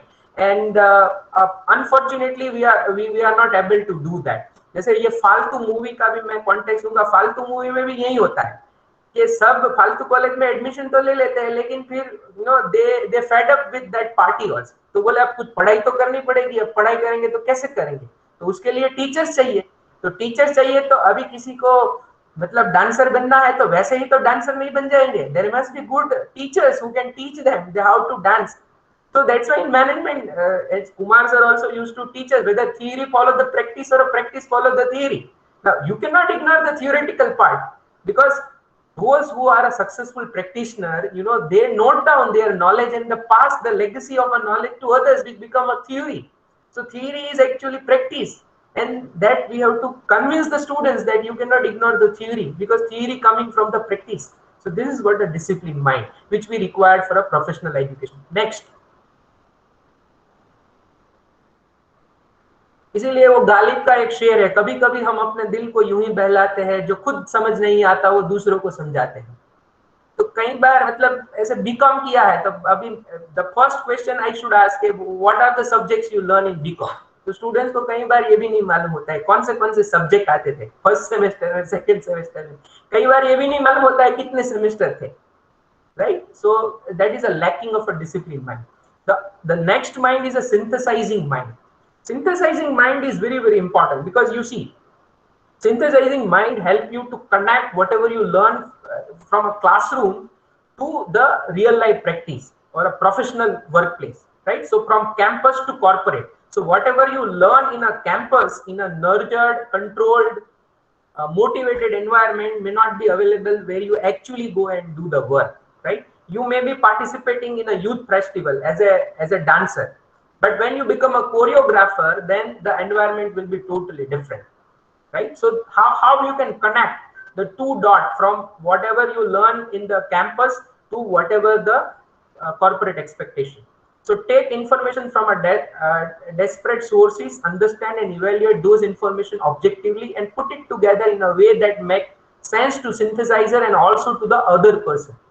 Right now we are very hasty to share anything on the social media without checking the authenticity and without checking the meaning of a particular term, and that's why, you know, big leaders also made a mistakes, right? Many times they also made a mistake, and we could have some recent example also where even the national leader also make a blunder, right? With a poor synthesizing skill. Next. So the third mind is what the Howard says is a creative mind, because so many people also say about India that India you find lot of people who are just a consumer, not a creator. So India is a country of consumers. India is not a country of a creator. So if you talk top 10 global brands, or if you can talk top 10 corporates like Google, Apple, right, Microsoft, or if you can talk about the top 10 universities of the world, then India is nowhere. It means India is a consumer. India is not a creator. So India is just a spectators. India is just an audience who can clap for others, but cannot reach at a certain height where others will clap for India. In a vaccine manufacturing and all, we could got a lot of appreciation for that, but still, we are not able to govern it and manage it very efficiently. It means still that creativity, because most of the vaccination we get the job work of that vaccine. We are not a creator of those vaccines. So, but then we get credit in a such a way that we are the creator of that. We are the creator of that vaccine, and that is not the truth, right? So that's why creative mind is to be understood very, very carefully. And there are a lot of books. Even the Pradeep Khandelwal from IIM Ahmedabad worked a lot of research on a creative minds, and the students should know that these are the domain where our own professors and the universities work a lot on that, and we should refer that. Next. So the next mind they call is a respectful mind, like respect for others. As Gandhiji used to say that eye for a eye, right? Eye for a eye make the whole world blind. आँख के बदले आँख पूरी दुनिया को अंधा कर देगा. So this is what the entire world is now concerned pertaining to the global warming as well as the environmental issues and all, right? And you could find lot of round like net zero is a concern where we have to reduce the carbon dioxide emission, and we should replace all the gasoline based car and vehicles with the hydrogen based or any other non-renewable energy based car, right? So respectful mind means respect for all, right? We must respect the different ethnicity, different caste, creed, culture, race. Then only the human being will survive. Otherwise, without coexistence and respecting the existence of others, we could not survive. So this is what respect all, and we must, our education system as a professional body must teach students to respect. Yeah, next, respect what? We are not supposed to teach only subject, but we must teach them to respect. Next, please, next slide. Respect life also, because you could see that during this, this Chetan Sakaria, right? Who is now doing very well as a fast bowler in a Rajasthan Royal team, but his brother suicided, right? So one brother suicided, and the same person, his brother, reached to the national level IPL kind of competition. So we must teach the students also that how to respect the life, right? So that is also a part of a professional education, right? So respect family, money, time, life, faith, right? Not only my own time and faith, but time and faith of others also. So that is also the part of a curriculum, or should be the part of a curriculum as a professional education in times to come. So that is what, as per the Howard, the fourth mind, that is respectful mind. Next, and the last mind is called a ethical mind.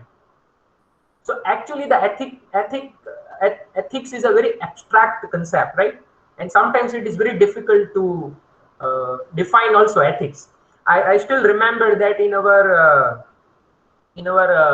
I think in a fourth semester we have a subject called ethics, and it was first time introduced in the Bhavnagar University, and Kumar sir was teaching that particular subject, business ethics, and he used to bring a lot of article of Dr. Deepak Chopra also, from who is a spiritual leader at that. I am talking before 21 years, because I completed my MBA before 21 years from the same department. So at that point of time, there was a book from Bhattacharya, as Kumar sir used to brought that book, and then I think ethics as a subject was introduced first time in the Bhavnagar University in the Department of Business Administration, and you can check the syllabus of all the big business schools throughout the India. You will not find the business ethics as the main core subject in a third semester or fourth semester, right? And that is what the Bhavnagar University could visualize and understand the importance of ethics before 21 years and so. So the same is the thing which is discussed in this particular book also. So ethics means what is good and what is bad, and then I should do what is good. So I must have that sense, and I must, as a student, judge that what is good and what is not good for me. Like so many students now addicted to the drugs and heroin and all this thing, right? Like in Mumbai, there is a very tough situation. So in this situation, how a students can apply his or her own sense, what is good and what is bad, right? What is good for his life and what is not good for his life. So that should also be the part of the higher education as a professional education. So these are the 5 mind which required to cultivate and nurture among the students, so they become professional and they become ready for a good work. Next, please. Yeah, so this is what I summarize the 5 minds what discussed in this particular book. Next, please. So this is a person who wrote this book. He almost worked for 50 years in the mind only, that how mind work, right? And the education per se is also the process of nurturing and cultivating the mind to carry out a particular work in a right manner, in a harmless manner, and in a respectful manners, to not only the human life but the life of the surrounding people also. So this is what I contextualize and synthesize my idea of a professional education based on what recently I am reading, because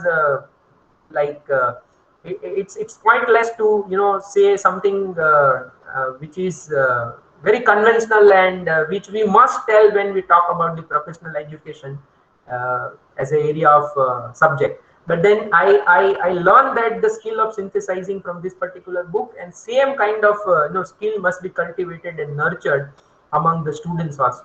So for me, professional education at present is this 5 mind, and teachers and professors and the trustee and management of all the colleges should benchmark some of the standard knowledge generated in such kind of research based and rational work. So this is just an example. You can follow some other piece of work and the information also. Thank you for this particular opportunity, and over to Charmi Madam. Thank you so much, sir. Here I would like to thank you, Dr. Raju Rathod, sir, on behalf of K.R.Doshi Group of Colleges and Department of Business Administration for sharing your valuable knowledge with us. Your speech is so informative. Once again, thank you, sir, for joining and delivering speech for us. Thank you so much, sir. Okay, so here I proceed to introduce our today's last keynote speaker, Dr. Saurabh Kumar, sir.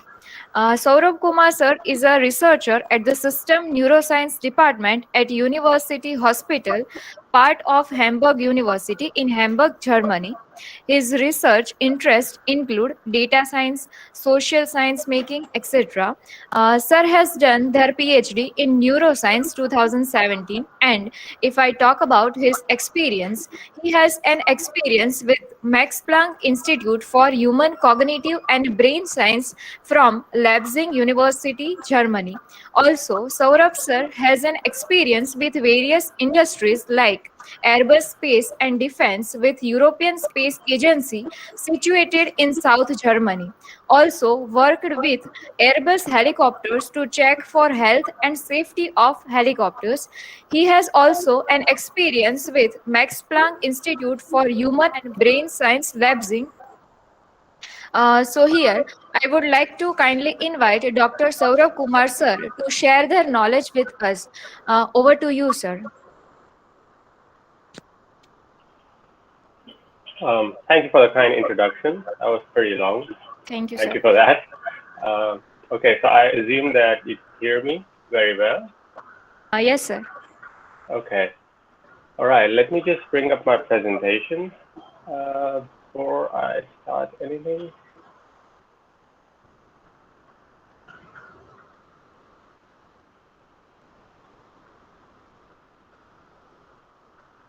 Okay, I hope you can see the trends in technology written on the screen.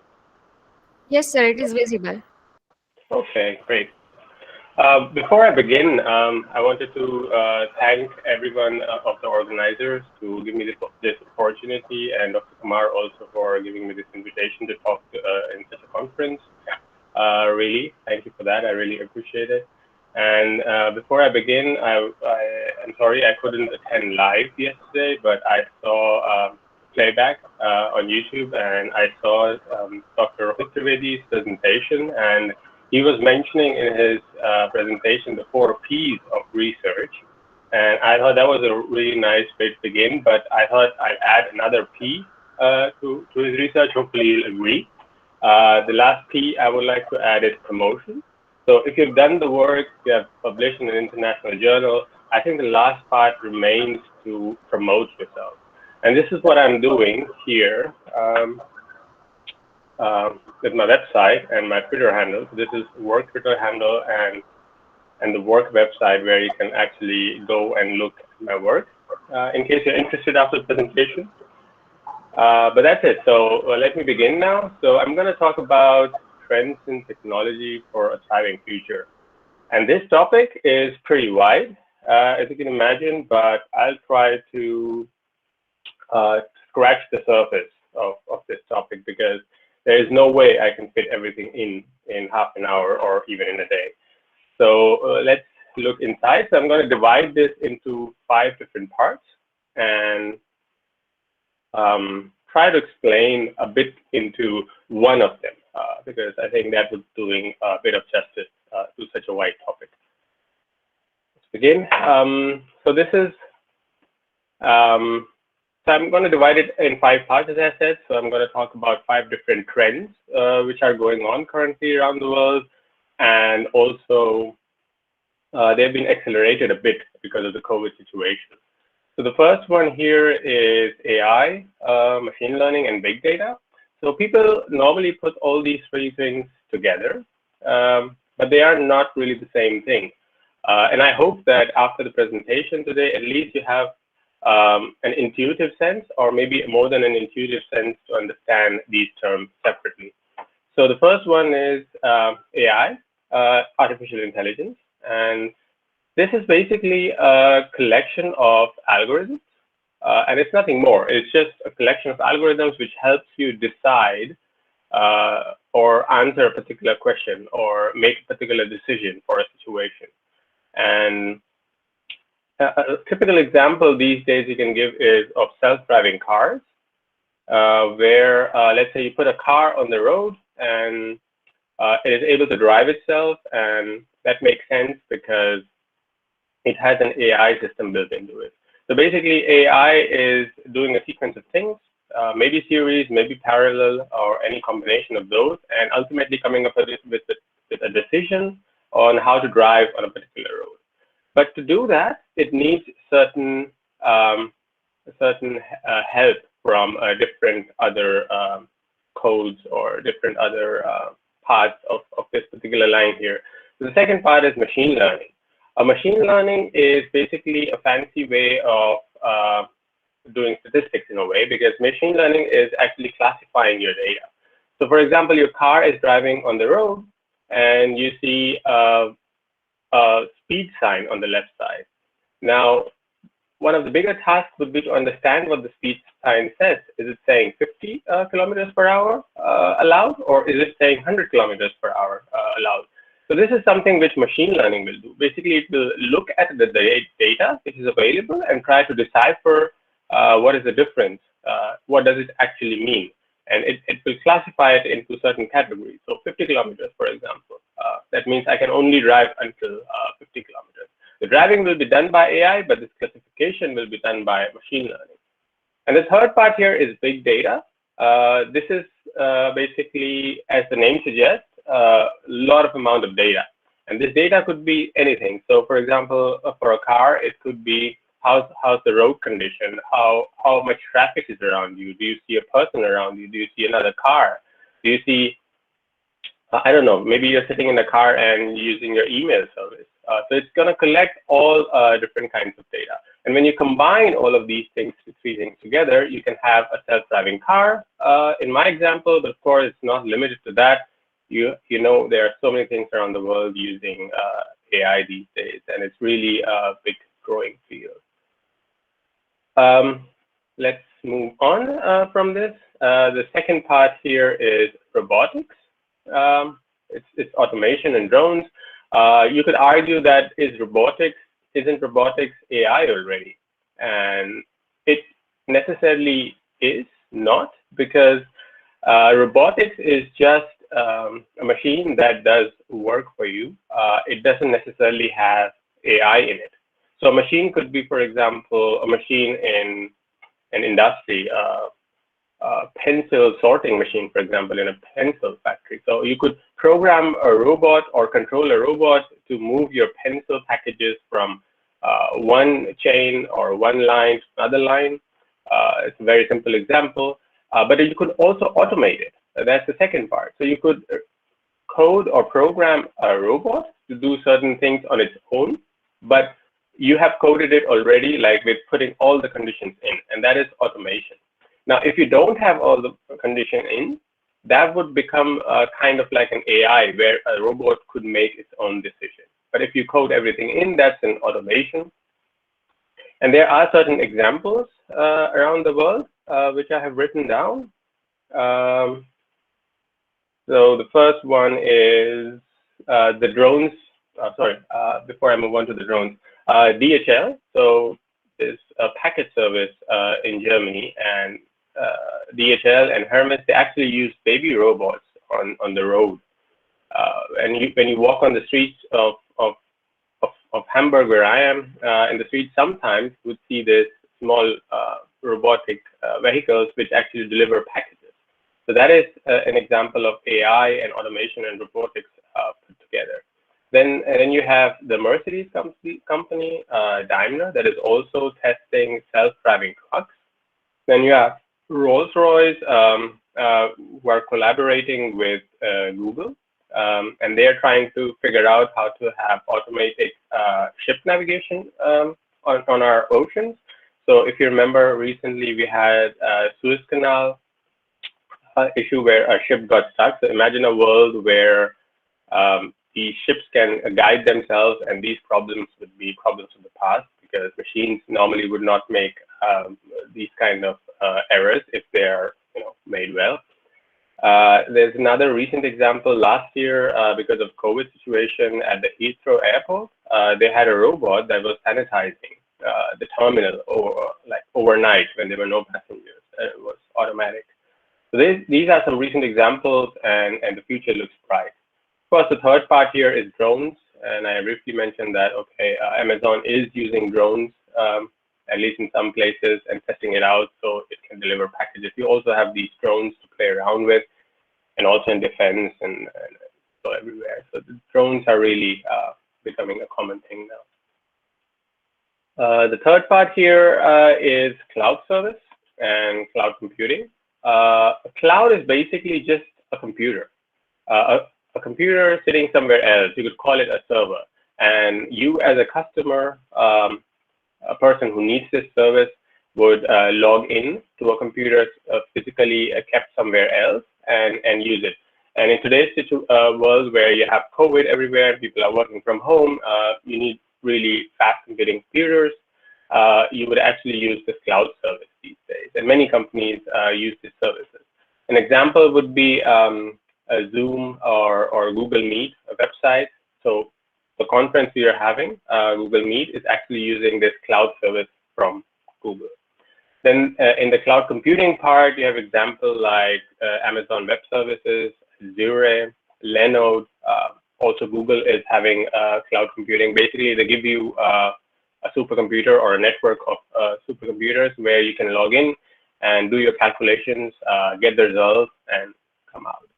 So, simple explanation, of course. It's much more complicated than that. Let's move on to the fourth one, which is networks. To do all of this before, which I've mentioned, like AI, machine learning, big data, all these cloud services where you log in, you need really fast networks, and everybody knows about 5G these days. An example from where I'm sitting is in the Hamburg harbor. They have a lot of ships coming there, and there's a lot of container ships and stuff.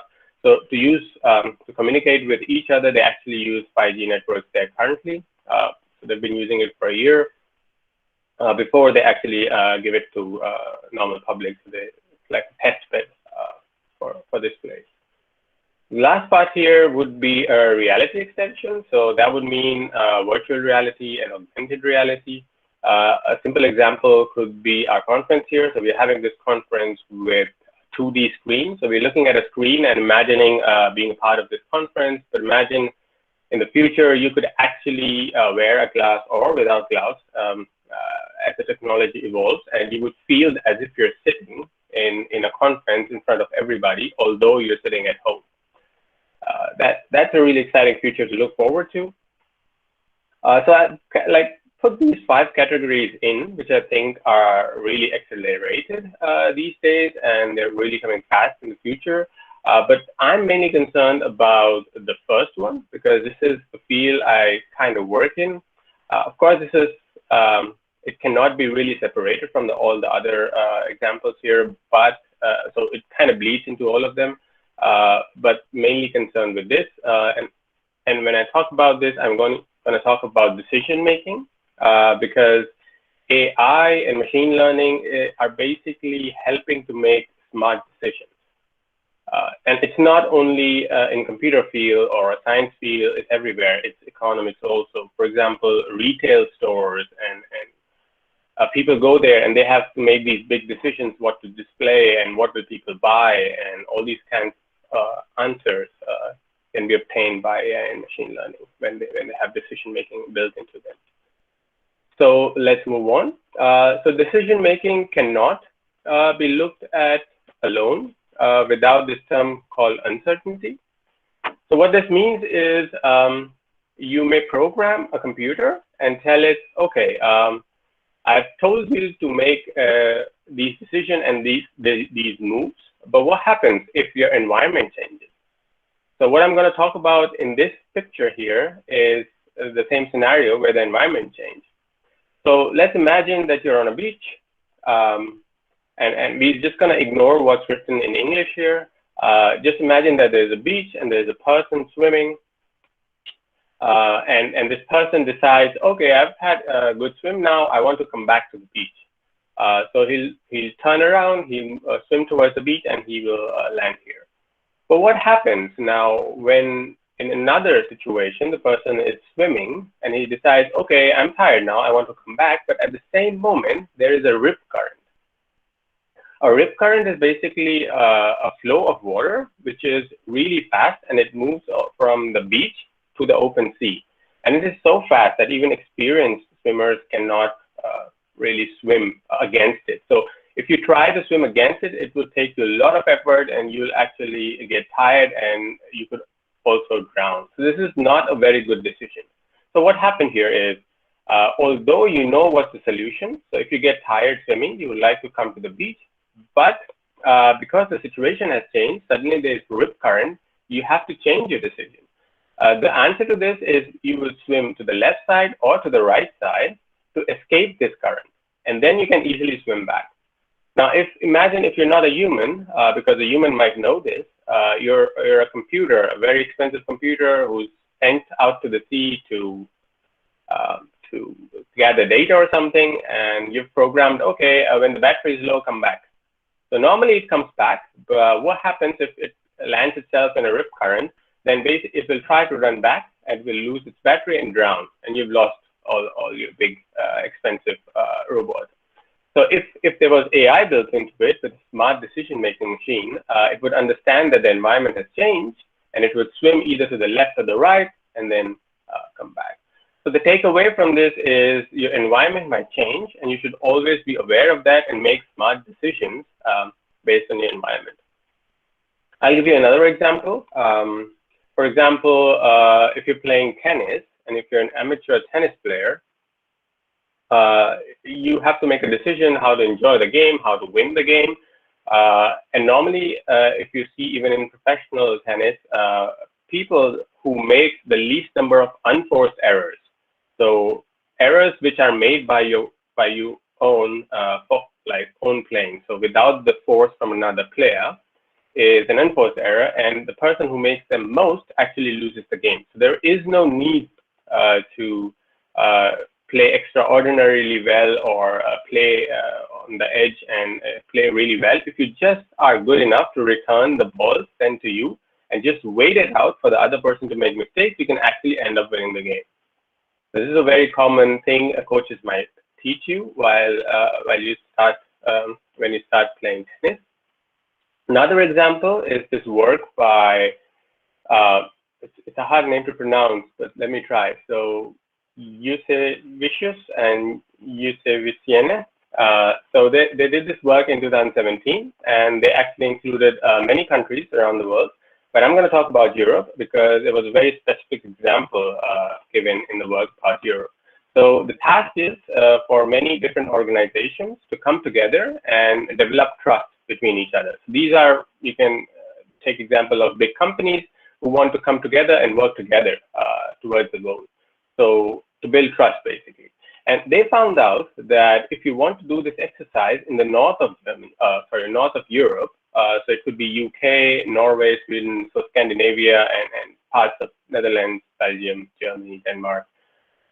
They said you basically bring all these companies in a room and sit them together on a table and ask them to sort things out themselves and develop trust and come up with rules, and that's basically it. So if you do that, they will actually end up forming a trust and working together. This works very well in the north of Germany. But what happens if the same task is to be done in south of Germany? That would be countries like Spain, Portugal, a bit of France, Italy, all those countries. There it's not the same. If you do that, what you did in the north of Germany, they will end up having bittersweet moments because they're going to have hierarchies and it's just going to fail ultimately. So there you actually need to get institutions involved, like government institutions where you actually form rules, and then people will be forced to follow rules to develop trust. Now, if you go to east of Europe, the situation is even different. So the east of Europe would mean Ukraine, Romania, Hungary, Serbia, and Bulgaria, and those countries where there are other issues like corruption and government not being that efficient and those kind of issues. So the best idea there is, of course, not to sit them together on a table or get the government involved, but you would bring a big player. So, for example, you could bring IKEA from Sweden to teach them how to run their business and how to work with other companies to build this trust. So you see that the task is the same, but depending upon your environment, where you are from the north, south, or the east, you might have to do it differently. We have done, or we have put a perspective out on this kind of situation. So here you can see there's an example. There's a small ship here, and the ship's job is to actually reach the island because it has a lot of precious goods, which also cannot get wet, by the way. So they're just going straight to the island, and it's a simple task. So when the weather is great, it would just go straight to the island and deliver its goods. Now, this is an example given in the field of neuroscience and psychology. It's called exploitation and exploration, about which we wrote here, and in my work here you can read. So exploitation would mean taking advantage of the conditions you have at hand. And exploration would mean if you can't take advantage, you would explore other options in order to then exploit again. So these are the two main terms here. So when the ship is having great weather, it's just really going for it. It's actually exploiting the conditions. And now when it reaches this point, the captain of the ship is actually looking forward and it sees, oh, there are a lot of clouds and it's really raining. So for me, it's not a good idea to move straight because the ship is going to get wet. I might get stuck, and that's not really good. And if I take a right, let's say there's another option, then the waters look very choppy. That's also not really good. So then he decides, okay, I might take the direction from the left. That looks really fine. It might be a bit of a delay, but my goods will be fine and I will be in no danger. Then I will reach my target. So what did he do? He was first exploiting to this point. Then from here to here, it was exploring. And then it figured out from here, he can exploit again. And of course, when we talk about it, we talk about your brain. So let's say the brain of the ship captain. He uses different parts of his brain to make those decisions. But the point being that when you have a certain task at you, you may make the best decisions, but you also have to explore your options and make smart decisions when the environment changes. Now, how do you achieve this? So we talk about in this about different models that are available in psychology and neuroscience and AI and machine learning. Like, how do you actually mathematically define how you would solve such a problem? So let's talk about models. Before I talk about one particular model, what are models? So an example would be, for example, that global warming. So models help us build intuition. So intuition could be what happens if there's global warming. So you would think, oh, global warming would mean that the sea levels rise, something like this. So that's building intuition once you have the model. Second would be making connections. So, for example, in south of India, you have cyclones coming, and you saw that 10 years ago, there were only 2 cyclones per year. And at that time, the sea level was, I don't know, +1 meter, just a random example. So if there was +1 meter sea level, there were a lot of cyclones, 2 cyclones. Now, what happens if you increase the sea level even more? If you make it 2 meters, does that mean it's going to be 4 cyclones or more or something like this? And if what happens if there are cyclones coming in south of India and there are cyclones coming in Europe now? Are they related? So all these questions can be answered by a global warming model, for example. And there's also this prediction. So what will happen if we keep on increasing the sea level, and all these predictions you can do when you have a proper model. What are models? And what is a very simple model? A simple model could be just x plus y. So for example, if you have a mountain and you put a lot of heat, so x plus y, maybe then you have a volcano.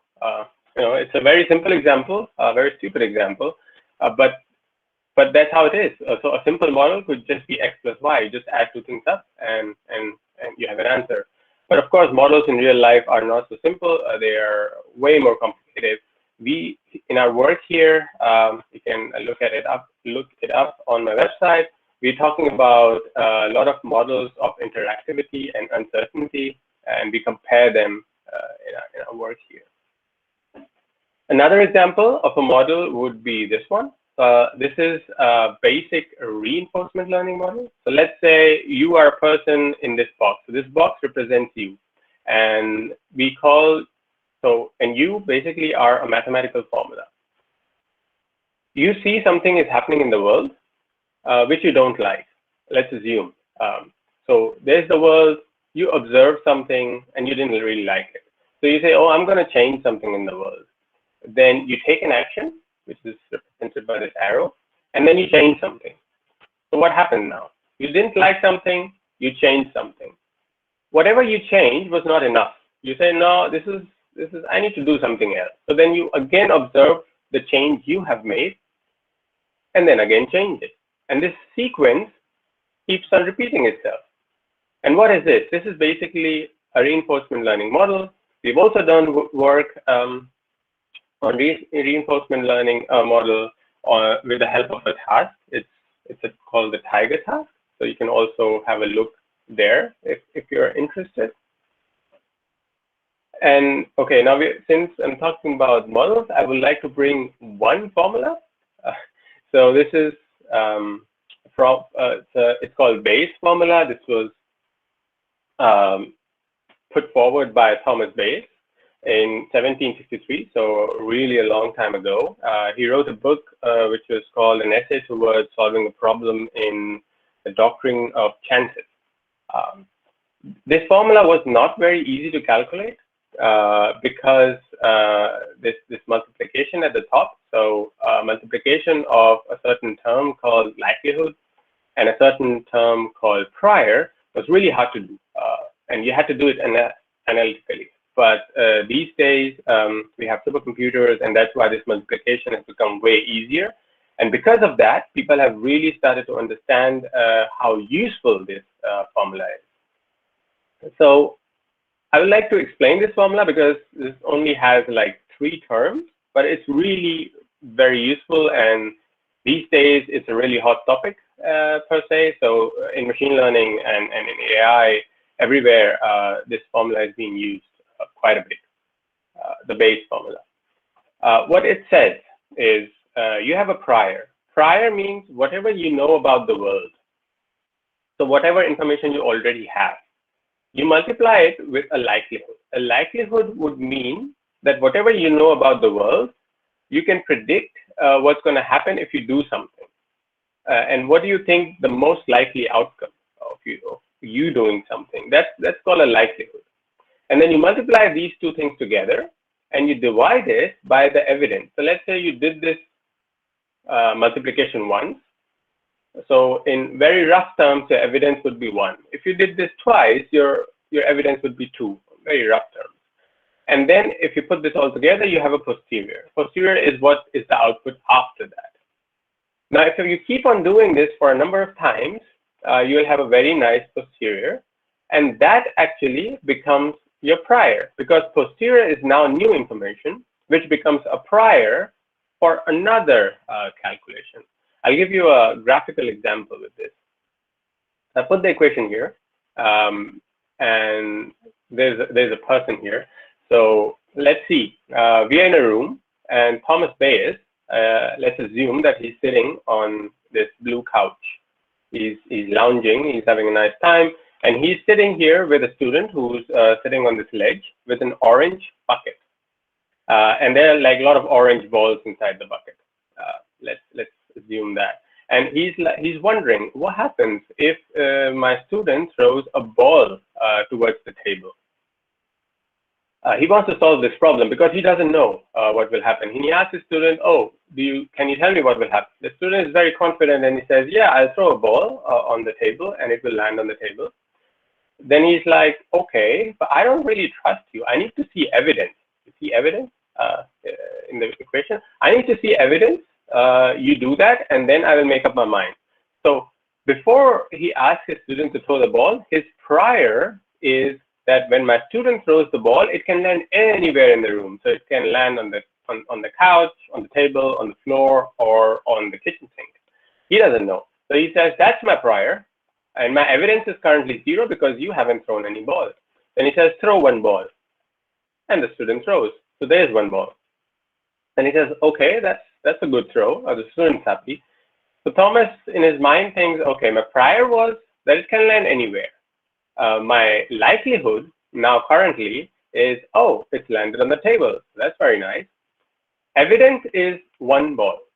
Now, of course, this is not enough evidence. So what happens if the student throws another ball? It may land on the table because it has already landed, but this is not enough evidence because my data points are not enough. So he says, you have to throw another ball. He throws another ball. Again lands on the table. So his evidence is getting stronger. He's like, okay, 2 balls now. Both landed, and the likelihood of the second ball was also the table, and we see that it is on the table. And the prior was more likely on the table than anywhere else. So now it's even more likely on the table than anywhere else. So he's like, okay, this is good. Now throw more balls. I need more evidence. He throws the 3rd ball. Like, okay, now it's not on the table now. So that means you also throw balls on the floor, and you're not that good. And he says, throw 2 more balls. There you go. Now he has a total of 5 balls. That means his evidence is saying 40% of the times when my student is throwing the ball, it is landing on the table, 40% on the floor, and 20% on, like, in the kitchen sink. So although my student got lucky throwing the first 2 balls, his accuracy level of actually reaching the table is only 40%. So this is how he used this particular formula to figure this out. And this is what is being sent around in machine learning, because when you have enough evidence, so a lot of data, then you can actually predict where the next throw would be. So when the person is going to throw a next ball, Thomas already knows that 40% of the time it will land on the table. So that's the outcome of this. Of course, 5 are not enough. You need a lot more, but this is what it is. A practical example in everyday situations would be this. So for example, you as a student of commerce or business management, let's say you're walking in the university and you meet a person, his name is Alfie. Now, Alfie is very shy, and you think, okay, he's a shy person. What are the chances that this person is in computer science or business management? Of course, this is assuming that your university only has two subjects, computer science or business management. And then you try to guess. The most common guess would be, oh, a shy person, most likely a computer science student. That is what I would also guess. But let's see how this develops. By the way, this example is by Julia Gallus in her book, The Scout Mindset. And she has really nice examples in that book. She talks about philosophy of science and applied rationality. Just as a side note. So let's come back to the example. So how do we solve this? Let's look at this particular graph here, a diagram. We have the prior information that in our university, there are, let's just assume 10 students only, or let's assume there are 100 students who participate in computer science, and there are 110 students or 1,000 students, sorry, so 100 students in computers and 1,000 students in business science or business management. Now, that is our prior information. So let's put them together. So the ratio would be 1:10. The computer science students are really low. But we also know that shy people are very common in computer science. 75% of the people in computer science are shy. So we'll put the number 75. And only 15% in business management are shy, so 15%. Now what happens? Of course, when you see a shy person, you're going to say, I'm also going to say that he's a computer science student because 75% of the computer science students are shy. That's a very common thing to do. But you would be making a mistake because you also have to think about the priors, that there are less computer science students and more business students. Now, when you multiply this, so your prior is 1:10 and your likelihood is 75% to 15%. Now, if you look at the formula, you have to multiply these two things together, and that becomes your posterior, because this term evidence is just a normalization term, so you just multiply by the number of calculations you do.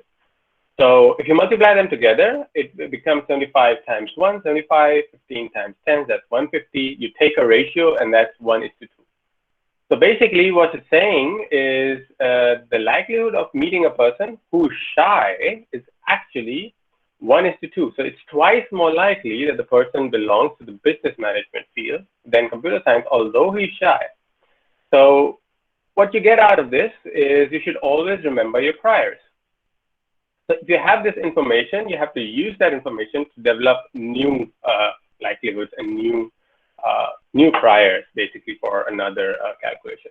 And this is what these days machine learning is doing in order to classify things, because it remembers its prior, it remembers where it currently is, and then updates its belief what's supposed to happen next. And this is what AI is taking advantage of and making those smart decisions in many fields, which I mentioned. Okay, so I'm right about in time, 2 minutes over. So before I finish, I would like to bring all these organizations and universities in limelight. I don't necessarily represent them, but these have helped me to form a career for myself in this field of decision making. And yeah, that's my website again, Twitter handle, in case you want to connect after the conference. And yeah, thank you for your time. If you have any questions, I would be really happy to answer them. Otherwise, thank you. Thank you, sir. Your speech is full of knowledge, and every participant of this conference get a clear understanding about your topic, trends in technology for thriving future. I am also thankful to you because besides of your busy schedule, you came and graces us on this special occasion. Thank you so much, sir. Thank you very much. Okay. Okay, so here our technical session is going to start. Chairperson of the session is Professor Dr. Raju Rathod sir. So here I would like to kindly request Ms. Kahani ma'am to start this session. Over to you, ma'am. Thank you, ma'am. Let me first introduce myself. I am Kahani Mehta, an assistant professor at K.R.Doshi Group of Colleges. So moving towards our technical session, the first presenter is Ms. Priyanka Kathiria. Ma'am, are you ready with your presentation? Ma'am, turn on your microphone, ma'am. Yeah, I am audible now? Yeah, ma'am. Okay, ma'am. Thank you. Okay. Yes, you can start, ma'am. Thank you. Okay. Ma'am, before our technical session is starting, I would like to say, please. Yes. It is important to take care about time. So, right? Okay. Yeah. Yeah. Now my screen is visible. No, ma'am. Presentation is visible. Okay, just 1 minute. Yeah. Okay, just 1 minute.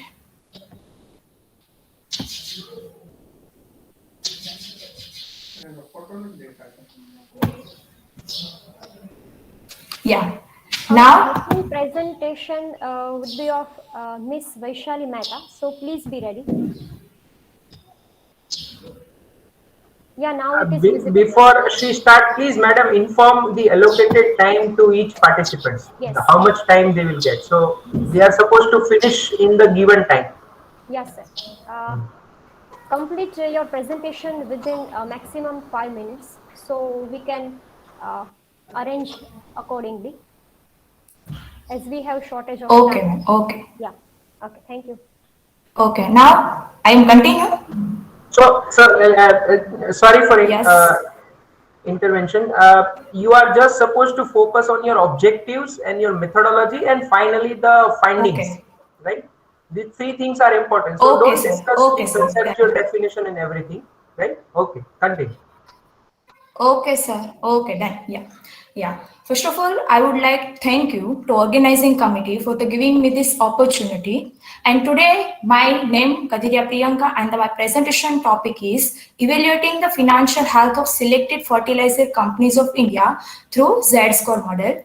After that, we all know that India is a majority based on the agriculture activity. And after studying all that literature review, I am finding the statement of the problem is that evaluating financial health of selected fertilizer companies of India through Z-score model.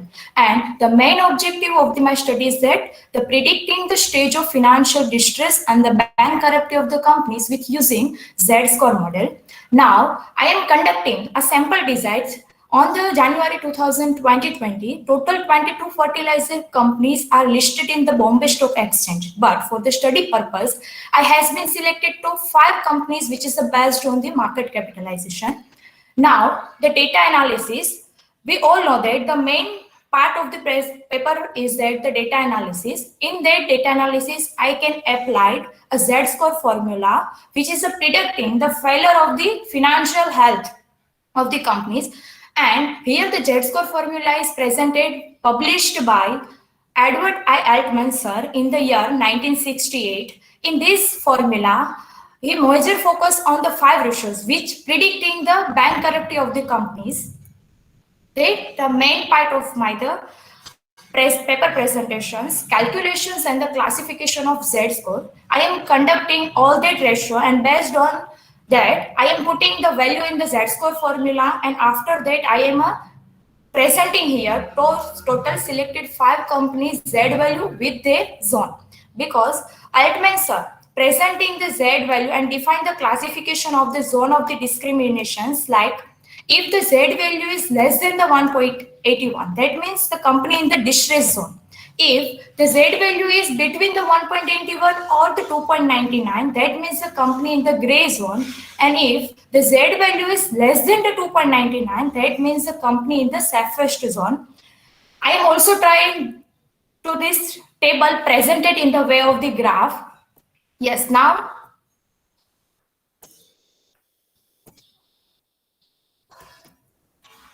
Just 1 minute.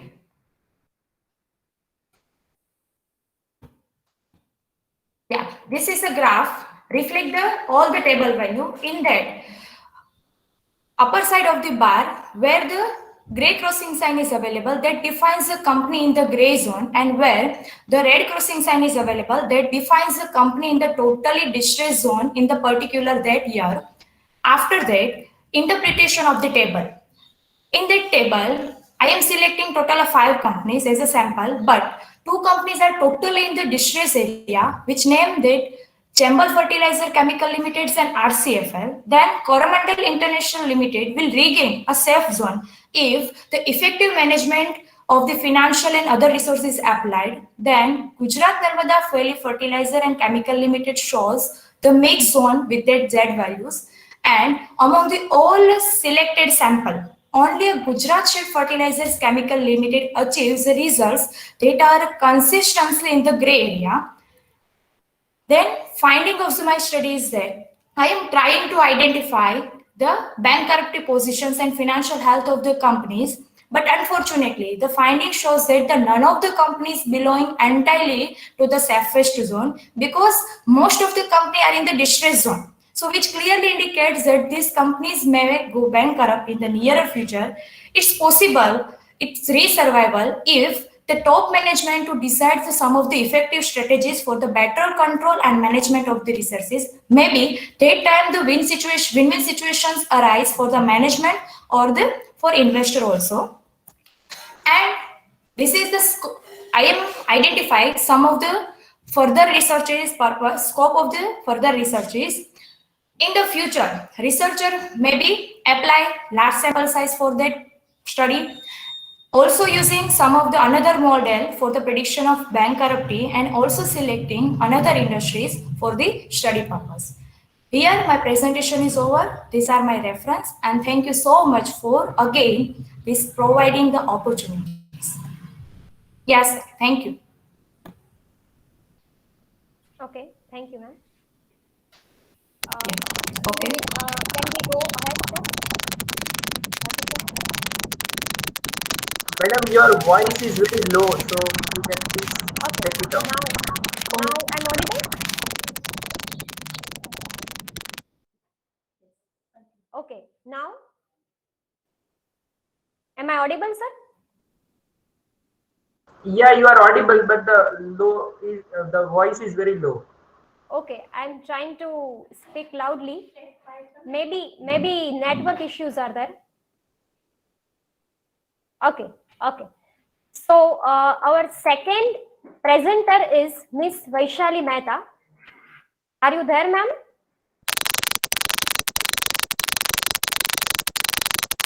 Vaishali ma'am? Your voice is cracking, ma'am.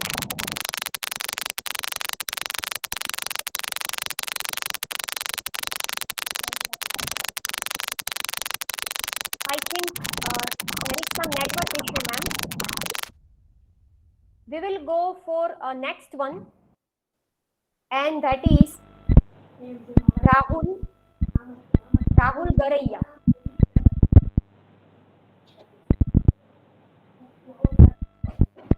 Rahul sir is there.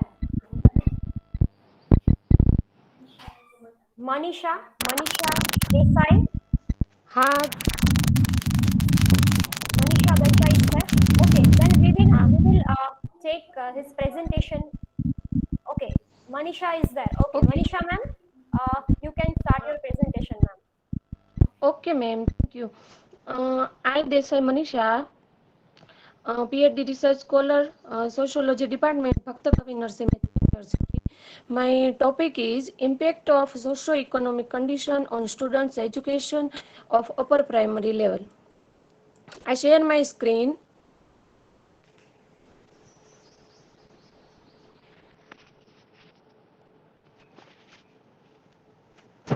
Audible? Yeah, ma'am. Introduction. Education. Are you sharing your PPT, ma'am? PPT. We cannot see any PPT. Will you present it again? Okay.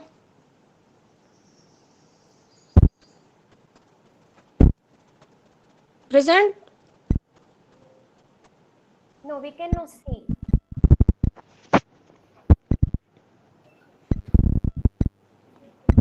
Present? No, ma'am. You just continue with your presentation, ma'am. It's okay.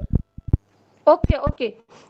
Education is the vital part of in the human life. Education imbibe knowledge and skills along with values, habits, and right attitude. Parents face major challenges when it comes to provide extraordinary care and education for children. Research problem, the problem of the present research is impact of socio-economic condition on students' education of upper primary school. Objective are: one, to study the socio-economic condition of respondents, to study the relationship between socio-economic condition of presentation parents and its impact on the education of their children. This research hypotheses are: there would not be significant difference on educational achievement of students between high and low socio-economic condition. Second, there would not significant difference on educational achievement of boys between high and low socio-economic condition.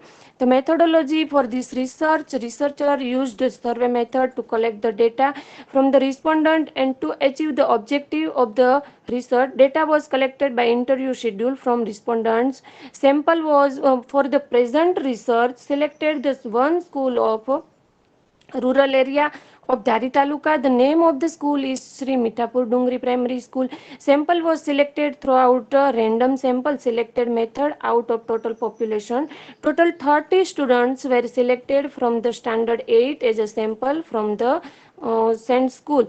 The main purpose of the main purpose of the present study was investigating the effect of parental socio-economic condition on the educational achievement of upper primary school students. For this purpose, investigator formulated three different hypotheses.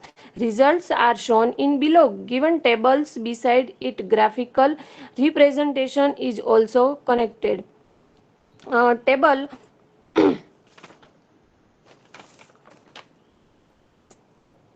histogram is not visible. Um,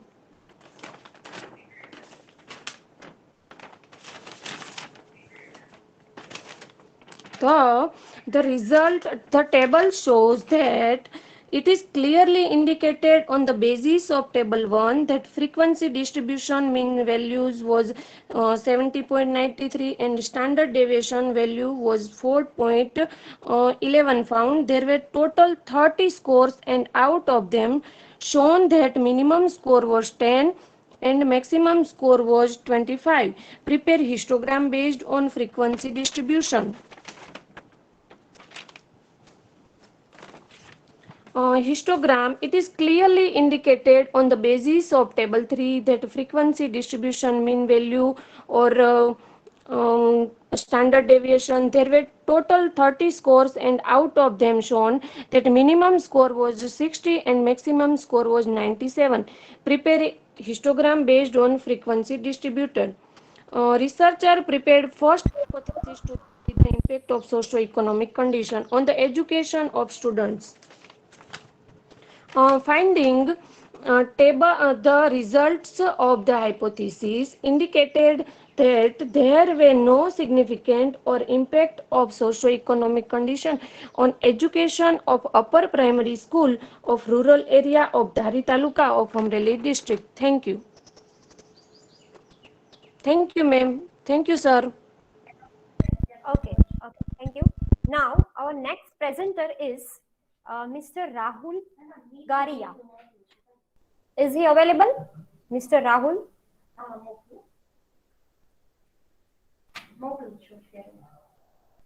Okay. Next turn is of Miss Vrunda Mehta.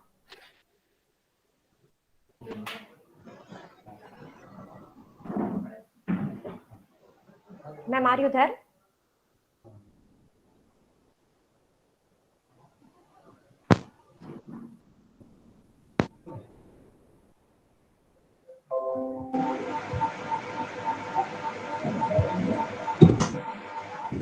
Your voice is not clear, ma'am.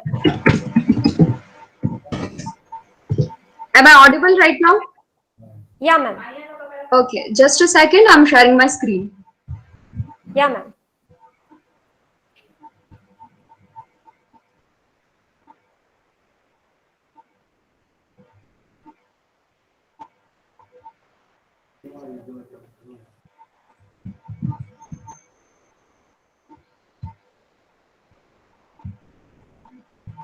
Is my screen visible? No, ma'am, not yet. Just a second. Yeah. Next presenter is Dhruvika Kanabar. Please be ready with your presentation, ma'am. Is it visible now? No, ma'am, not yet.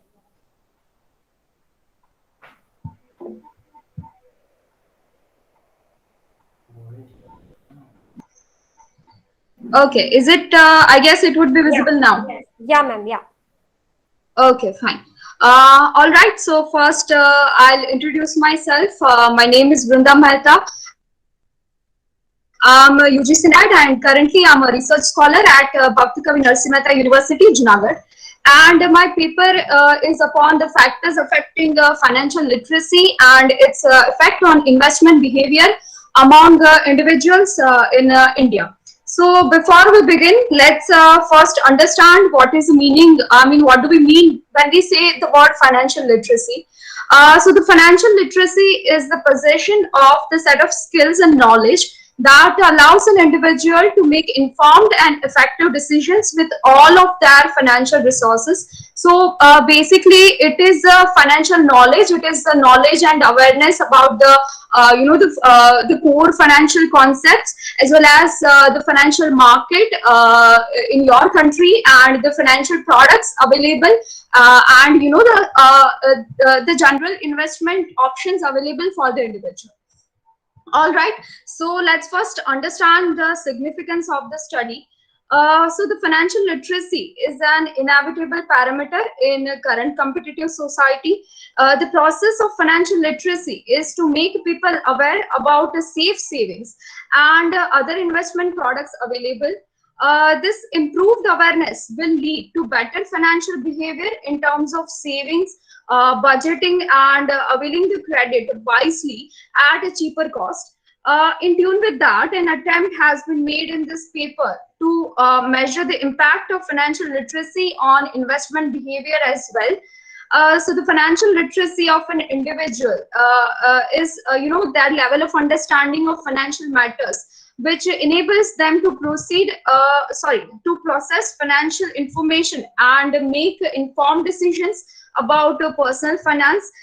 So we can see that it is difficult for a common man to understand the risk associated with the new age of financial products, because we see that each and every day new financial products are coming into the market.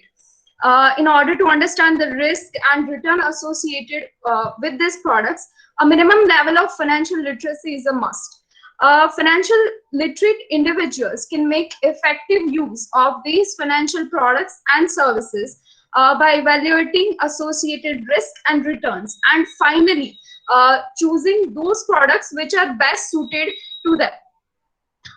So the content of my paper is listed below. It will be abstract, introduction, review of literature, research methodology, results and finding, conclusion and references. But right now in the presentation, we are going to cover only a few aspects as we have limited time. So the factors which we have found that affect a person's financial literacy are gender. So if we talk about gender, in my study it has been found that compared to male respondents, female respondents have lower level of financial literacy.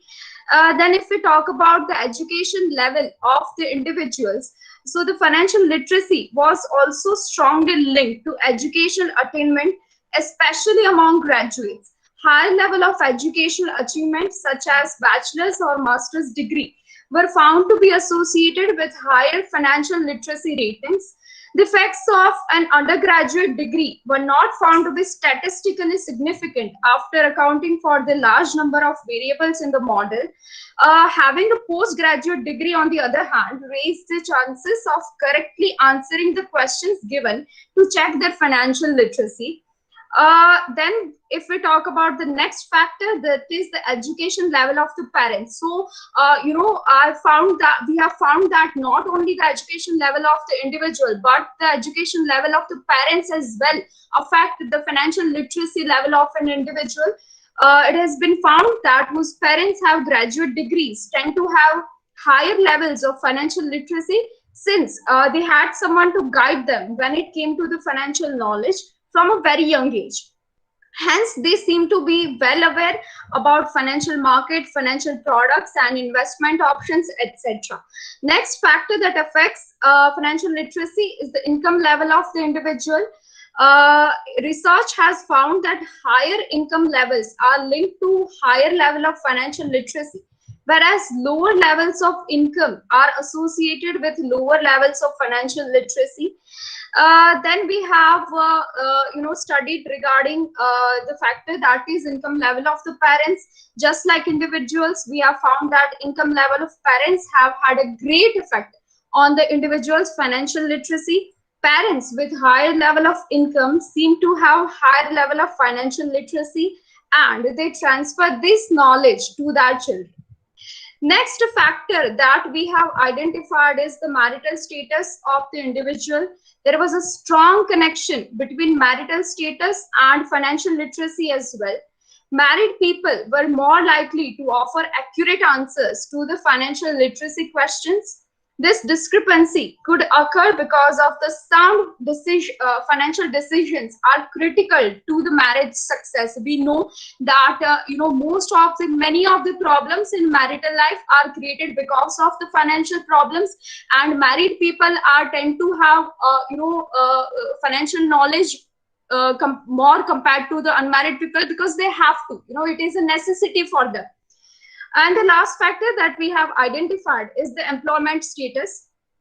The study looked at the effects of peers on financial literacy in order to better understand the impact of social interaction on financial literacy.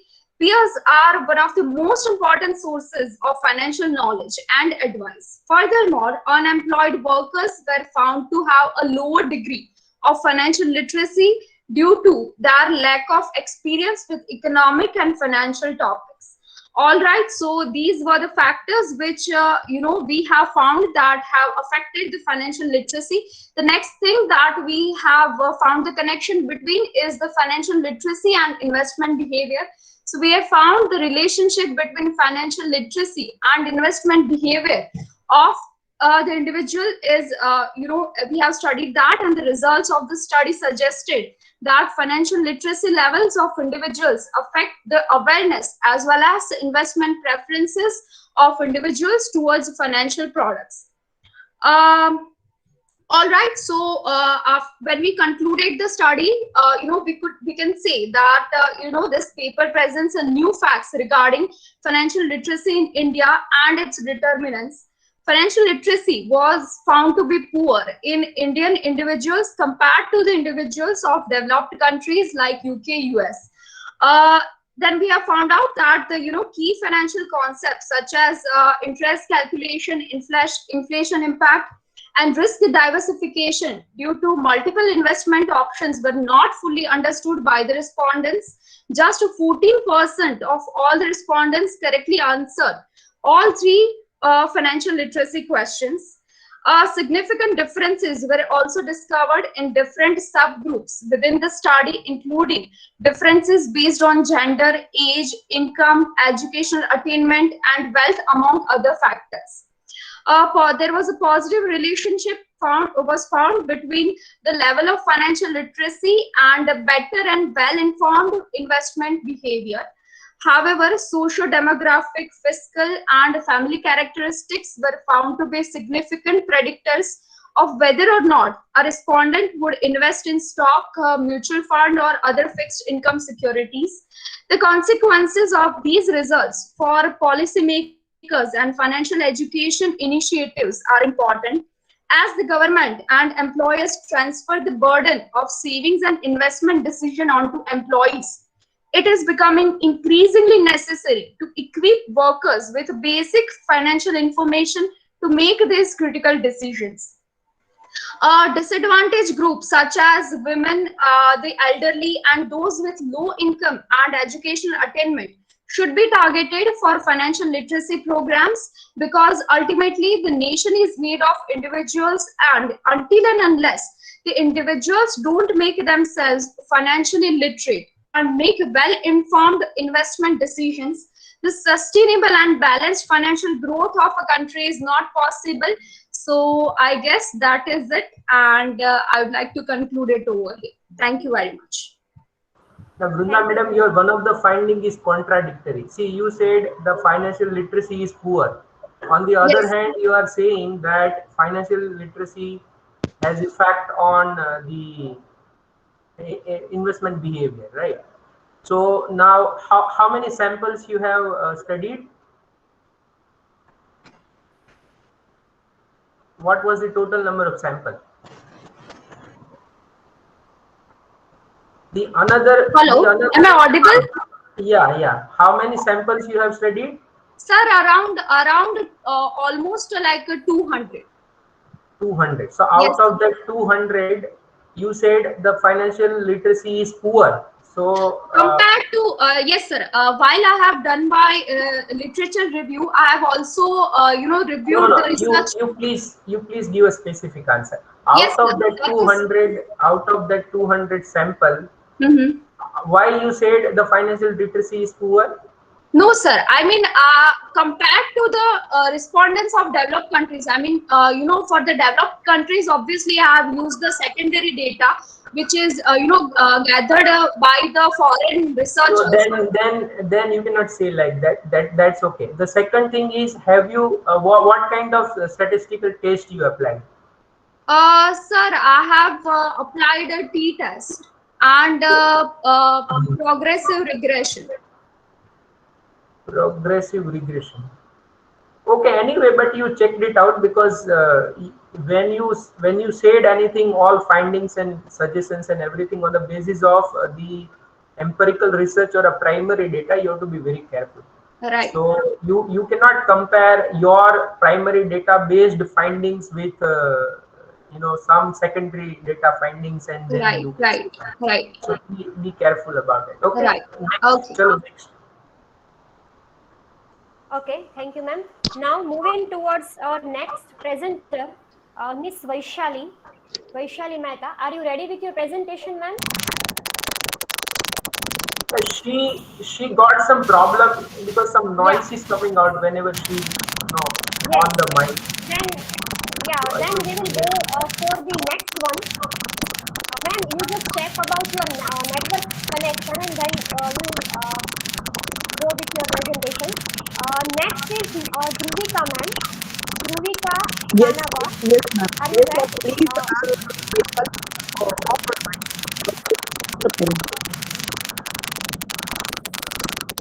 Ma'am, are you ready with your presentation? Dhruvika, yes, I'm ready.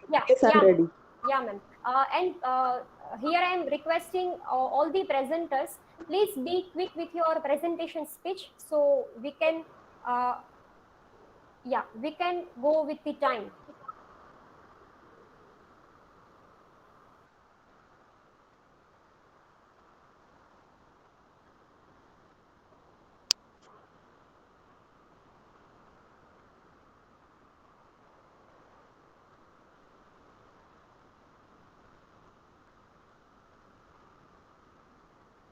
Next, Hiral Pandya. Next presenter is Hiral Pandya. So please be with your presentation.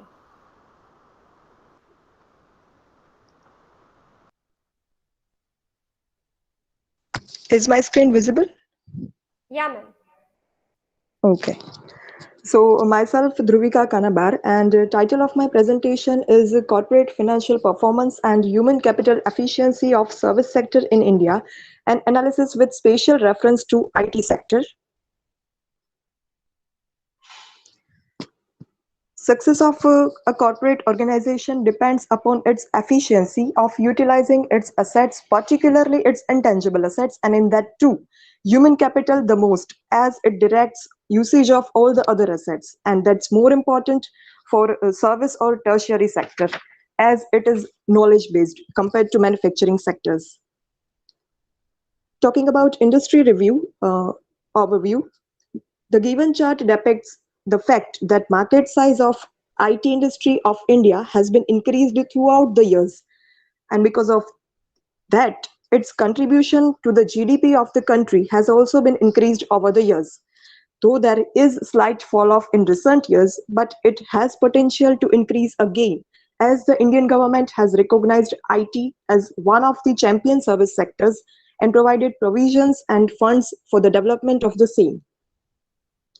These all are the literatures reviewed by the researcher which provided direction and future scope for this study. Certain objectives have been fulfilled by this study, like exploring Indian IT industry, measuring corporate financial performance of selected companies during the study period, and measure its human capital efficiency. Data of Infosys, TCS, Wipro, HCL, and Tech Mahindra was collected from secondary sources for last 5 financial years. The significance of the study is that it provides insights about growth of Indian IT sector, which contributes to GDP remarkably and is a knowledge-based sector where human capital is the most significant element. The study is useful for IT companies, government, academicians, and other relevant parties. The limitations of the study is that only 5 companies and 5 financial years are considered for the study. Limitations associated with secondary data source and tools and techniques applied in this study applies for the paper. The table displays a summary of data analysis and interpretation.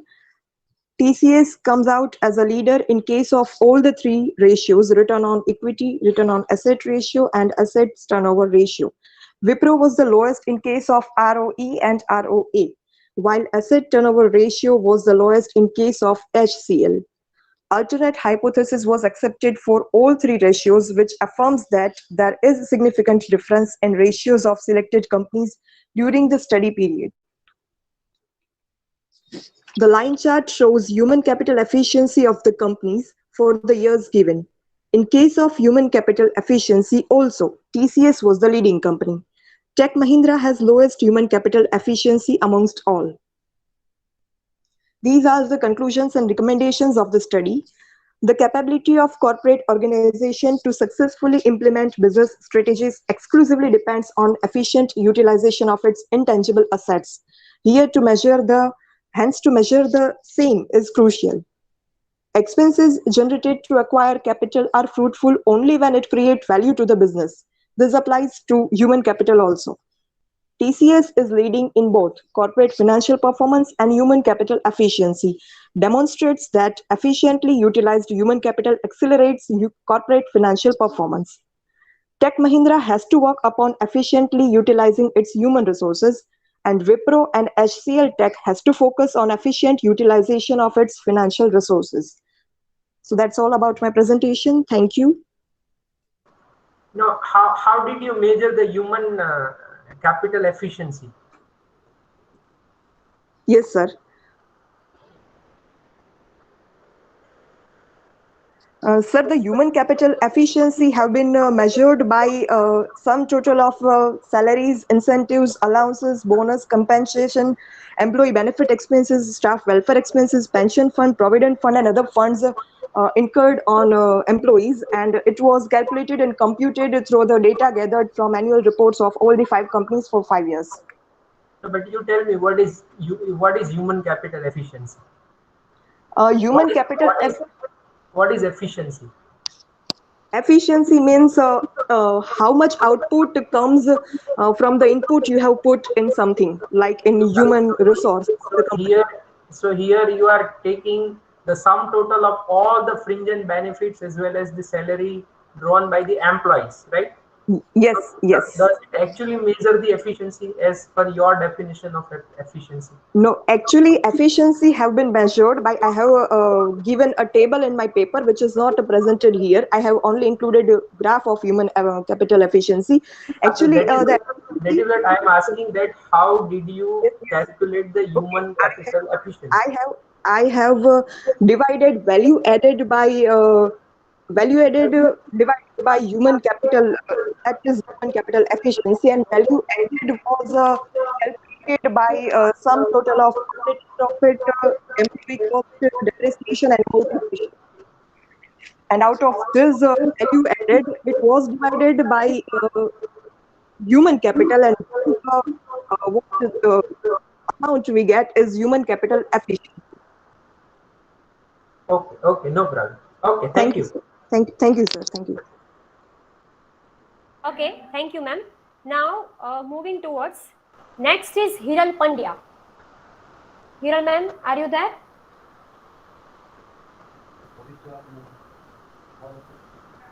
I think she is not there. Okay, next is Mr. Divyajit Singh Jhala. Oh, yes, I am audible. Yes, sir. Okay.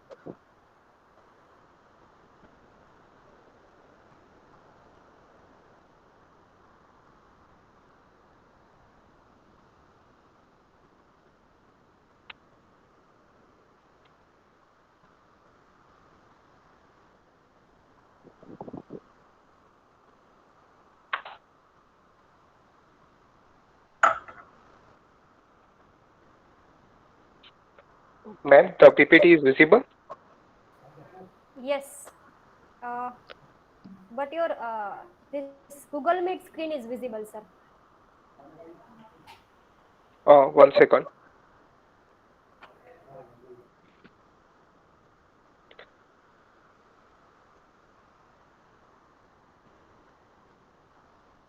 Ma'am,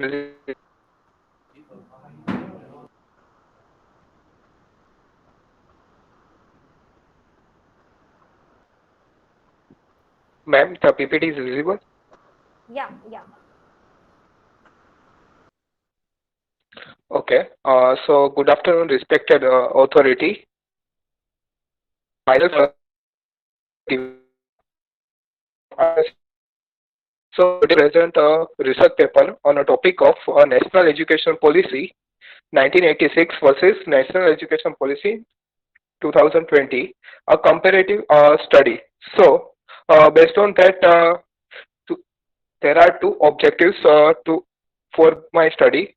So the first objective is states about to study the significance of the education from Indian perspective, and the second objective is to make a comparative study of the NEP 1986 and the NEP is 2020. So for purpose, data based on the primary data through the question total of out of which I had data from this data analysis. I am using the demo data. So I am using mean distribution. So I had your voice is not coming, breaking. Right. Okay. So for that purpose, then the four hypotheses, that is regarding with the first hypothesis, there is no significant difference in the NEP of 1986 and 2020. Then the second hypothesis, that is there is no significant difference in the priorities given in the education between these two policies. Then the third hypothesis regarding with the significant difference, there is no significant difference in the curriculum laid down of policies and it is, and last objective related with the job opportunities. So based on for the file, for the female students are there, and then the data is taken. References are there. What the number of and the SD standard deviation is there, and the next table is in which the respondent. There are 120 respondents are responded. So under which the four hypotheses, under which the first three hypotheses are rejected and the fourth one is accepted. So based on that, the finding of the study, that is, as per this table, hereby conclude that only one hypothesis is accepted and other three are rejected.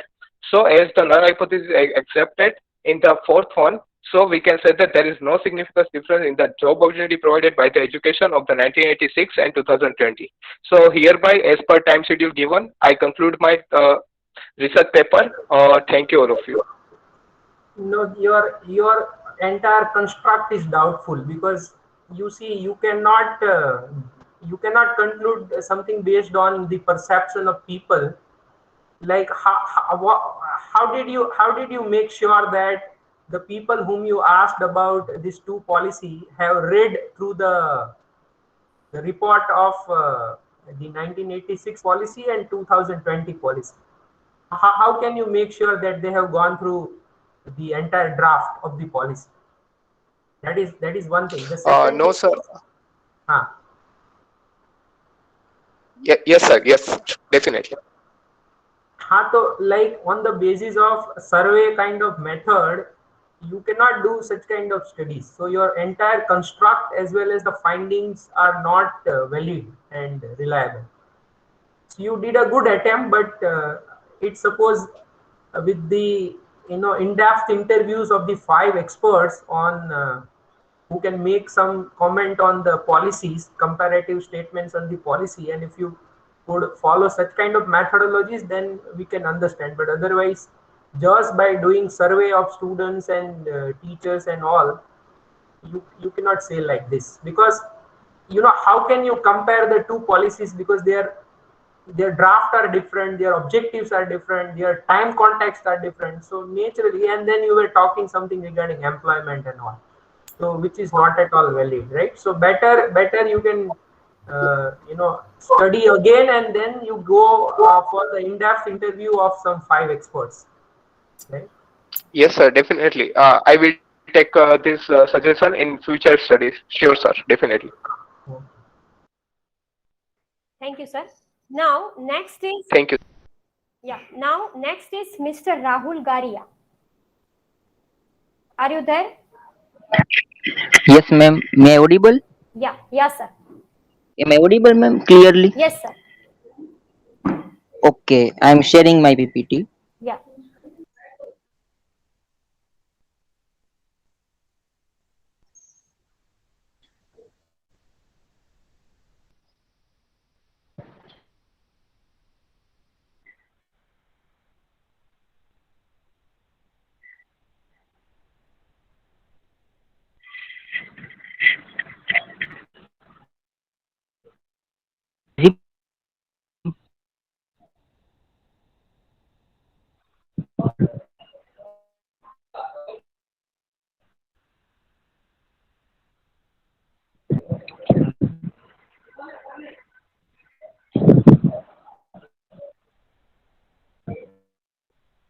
Next is Miss Hiral Pandya.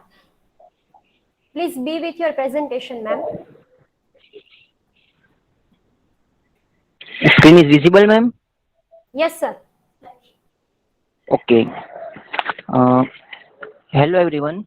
I am Rahul Garia, student of Department of Commerce in Maharaja Krishnakumarsinhji Bhavnagr University. I have prepared my first research paper about statistics subject that I am going to present you. I am student of commerce, but I have prepared my paper about statistics subject because there is a significant role of statistics in commerce. Statistics is one of most important subject is teaching in commerce faculty. Now I would like to directly jump to my research topic. I have prepared my research paper to provide the primary and basic knowledge of statistics by using technological tools, means statistical softwares. My paper title is Role of Technology to Learn Statistics. The main goal is to provide some background of how the technological tools are used in learning statistics to students and researchers. I summarize some of common technological tools, means statistical softwares currently in use to learn statistics in commerce. I also cover some recommendations to use technology in learning statistics. I have prepared next slide for meaning of statistics, but due to a limited time, I cannot discuss it because we know what is statistics. The next is I would like to discuss some statistical softwares that is used to learn statistics in commerce. The first is statistical program for social science. Um, Statistical program for social science, that is the one of most important statistical software that is used to learn statistics. SPSS refers statistical program for social science and was first launched in 1968. SPSS is a software for editing and analyzing all sort of data. This data may come from basically any source, scientific research, a customer database, Google Analytics, or even survey log file of a websites. SPSS is widely used program for statistical analysis in social science. The next software is SAS, Statistical Analysis Software. This software developed by SAS Institute for Data Management, Advanced Analytics, Multivariate Analysis, Business Intelligence, Criminal Investigation. Since then, many new statistical procedures and components were introduced. It was created in the year 1960. SAS is widely used because it is a highly customizable analysis option and output options. SAS is widely used in many fields, including business and medicines. There are four types of SAS. You can see the next is R software. R is a programming language and free software environment for statistical computing and graphics, supported by the R Foundation for Statistical Computations. The R language is widely used among statisticians and data miners for developing statistical software and data analysis. Um, there are some other statistical tools that is used to learn statistics, such as S plus, Minitab, Datadesk, Fathom, Tinkerplots, spreadsheets, etc. But due to time limit, I cannot explain all. But I have covered all in my paper. Now, when I am going to conclude my presentation, I would like to provide some recommendations for using technology to learn statistics. The first, I would like to recommend it for learners become focused on the numeric calculation. Learners may use a separate calculator. The second recommendation is make sure you use the right technology. The third is collaborative learning. Fourth is, as we know, the technology does not replace the teacher. Learners have to believe that statistical software is tool only, not your problem solving machine. So users have to take decision by using results obtained from the software and take responsibility for it. The fifth and last recommendation is maintaining the focus on statistical concepts rather than on technology. It is also very important. Okay, here I am conclude my presentation, and thank you very much to K.R.Doshi Group of Colleges and Department of MBA to give me opportunity to present my first research paper. And I would like to Charmi ma'am to keep the conference to the next. Thank you. No, it is okay. It is your first conference, but do you know the present name of SPSS? What is the full form of SPSS at present? Statistical Program for Social Science. Now, even the original name was also not program; it was package, and the present name is statistical products. Yes, group of programs. Right. So it's okay that you are students and you are attempting research first time, but then you have to be very specific and updated whatever you are saying, right? Okay, thank you. So next. Okay, next is Hiran Pandya. Rahul sir, would you please stop presenting, sir?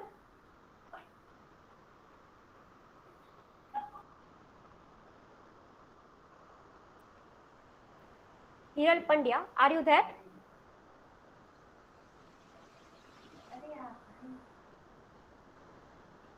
So we are moving further. Mr. Nitesh Rohda. Yes, ma'am. I'm available. Yeah. Okay. Am I audible? Yes, sir. Okay. Okay. Just sharing my PPT. Yeah. Yeah. Hiral ma'am, please be with your presentation. You are the next.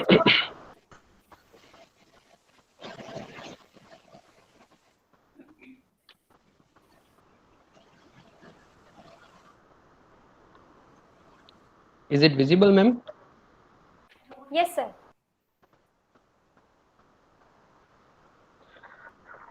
Very good afternoon to all of you. Respected all the dignitaries presented over here and other research scholars. I am Nitesh Roheda, working as assistant professor at Sri Swaminarayan College of Commerce and Management, Bhavnagar. Completed my UGC NET as well as the MPhil. Pursuing PhD from the Bhavnagar University itself. As we have discussed, as our theme is that is regarding about the education, so I would like to work on the education basis. That my topic is perception of service quality as well as the academic achievement of undergraduate students of the Bhavnagar University.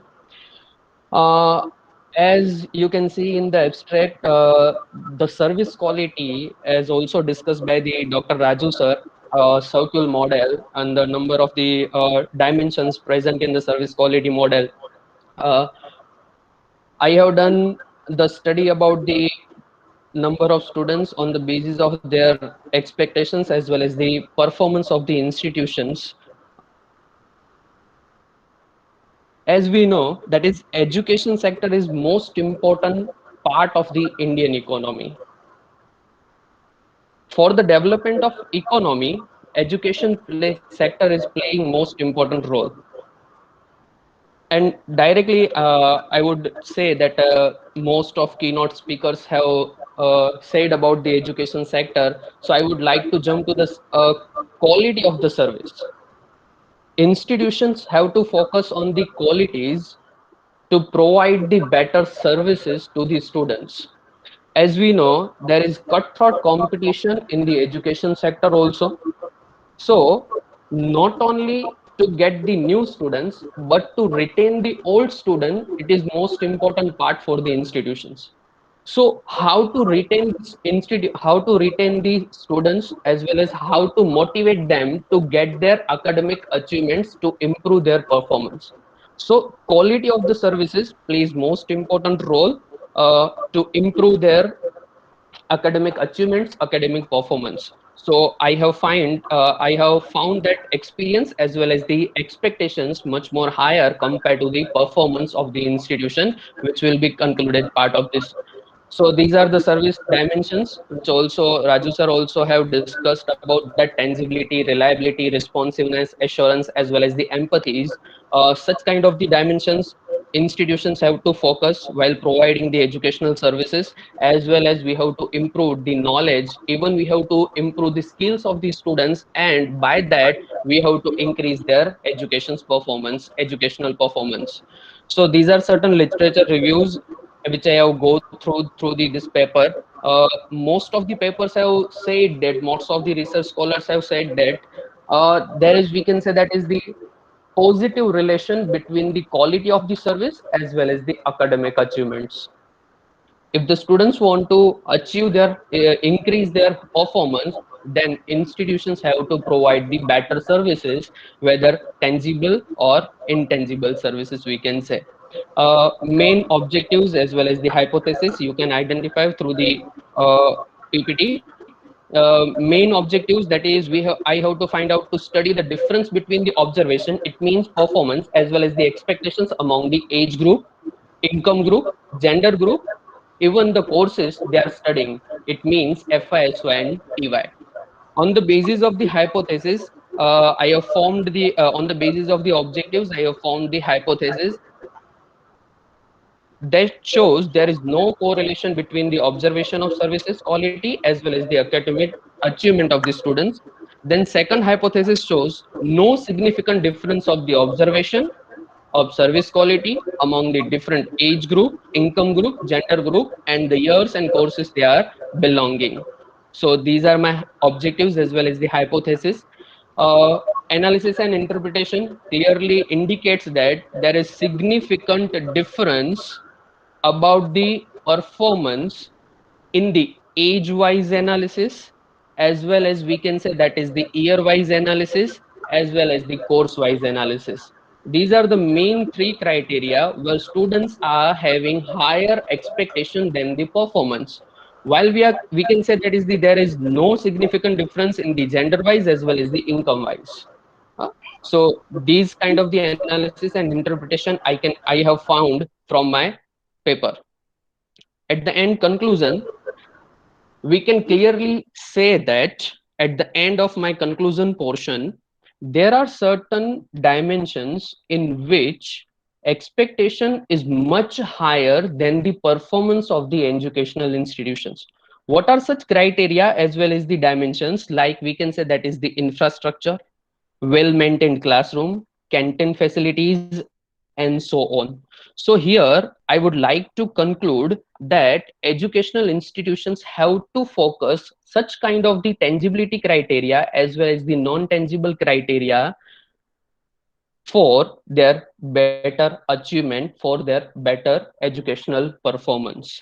So I'm concluding my paper over here, presentation over here, and I would like to thank the K.R.Doshi College MBA Department of MK Bhavnagar University, giving me opportunity to present myself, to put my views in front of such dignitaries and to learn most of the things. Thank you. Thanks a lot. Nitish, by whom you studied? Those who are doing their graduation or who have completed their graduation? Sir, who are doing their graduation, it means FY, SY and running TY students. So you tell me, if you have asked to those students who are doing their graduation, how can you take a age group? How can you analyze something on the basis of age group? Sir, just because of the Bhavnagar city, I have studied I have done my I have done my study only for the Bhavnagar city. So I have No. classified. I am asking something different. You are giving answer something different. I am saying that you got the responses from the current students of undergraduate program from Bhavnagar city. So where is the question of age group? I done on the basis of, sir, who are in the FY, SY and TY. So that is FY, SY, TY. They are year, not the age Okay, group. So okay. Where is So the we can classify that year into the age, like we can say that is the 17 to 19, 19 to 20, but 22 to what is the point of that? And how can you present that finding as the age differences, right? Okay, So sir. you please check it out that. Definitely, And sir. how many colleges you have covered? Sir, most of almost 5 to 7 colleges from the Bhavnagar city. So have you done the analysis colleges wise? I have, sir, I have done these research through the questionnaire, and I prepared that No. questionnaire. I am saying that from 7 different colleges you collected a primary data to measure Data, the yes. service quality, right? So I am Yes, sir. saying, have you analyzed the data on the basis of colleges, college wise? Have you found out the mean or standard Raju deviation? bhai, Yes, sir. I have. Raju bhai. Yes, sir. Raju sir. Yes. This is a combined paper with me. Can I give the answer of this question? Please, like if he is ready, then I don't mind. Okay, there is a steep competition in the courses like BCom and BBA in Bhavnagar city, And if we do college-wise analysis, there may be chances that several colleges who got bad results may claim something. No. Then that see Jai sir, I then the very purpose of research is gone. So then there is no point of because see otherwise there is no point of analyzing the data on the basis of gender and the age and something like that, right? Because that is your hypothesis. It may possible that one of the colleges is good in a particular one criteria. On the other hand, the other colleges may be doing excellent in the other criteria, right? So see, all colleges cannot be good in all the criteria. Definitely. But at least when you check college wise, then you may found something hidden, values and potential available in a particular college. So why should we start analysis with these assumptions, right? So that is my point. The analysis is not included in the presentation part purposefully. That is only for the future scope. Like this is my suggestion. Otherwise, whatever he did is fine. But in future or within the same data, even if we can explore the same data, then also I am hopeful that he must find something good for each college, right? So let us go with that. But it is done. The analysis is done, but not included in the presentation purposefully. No, but I think my point is that whatever is positive and whatever the area of improvement we can suggest, that depends upon the language of the researcher also, that how they can articulate the suggestions also. So at the same time, they suggest some improvement which may not be so critical, so somebody find offended or something like that. Definitely. Anyway, thank you, Jai Bhai. Thank you. Okay, thank you, sir. Now, next is Hiral Pandya. Are you there, ma'am?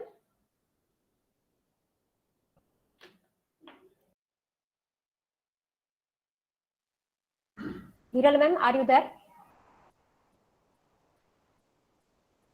Okay, moving next. Santosh Yadav. Okay, ma'am.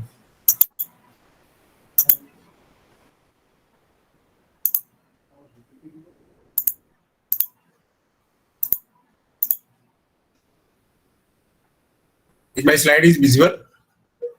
Yes, sir. Okay, thank you. First, I would like to thank K.R.Doshi Group of the college to giving the opportunity to present my paper. My title is the awareness of parents of students with sensory disability about pragna and their children educational outcomes.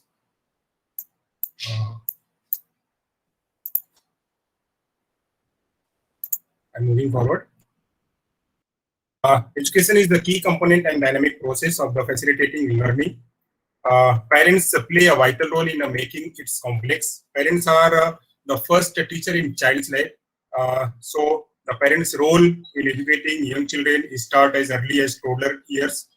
Parents' role is the very prominent and very useful. So in this regard, RPWD Act 2016 estimated that it is necessary to train and aware to all professionals and staffs, including parents of children with sensory disabilities, to support inclusive education at all level of school education. Due to diversity of learner, the paradigm shift as the student-centered methodology, which has helped in the attracting students of all types of learn the prescribed content and almost most flexible and friendly manner. In this regard, the Gujarat government and in the primary education, the one of the program like Pragna program is launched in 2010. The Pragna program is an activity-based learning approach. Was one of the student-centered methodologies implemented by the Gujarat. The Pragna program provide activity-based and joyful learning in mainstream schools. In this regard, most of the researchers have been studied in this program for the normal mainstream schools in the general students, and also for the parents of the general student, but not for the special students, students with sensory disabilities. Some of other studies like Preeti 2019, Akila 2009, Sony 2015 are several studies conducted in the field of the Pragna program and field the activity-based learning program on the basis of the parents.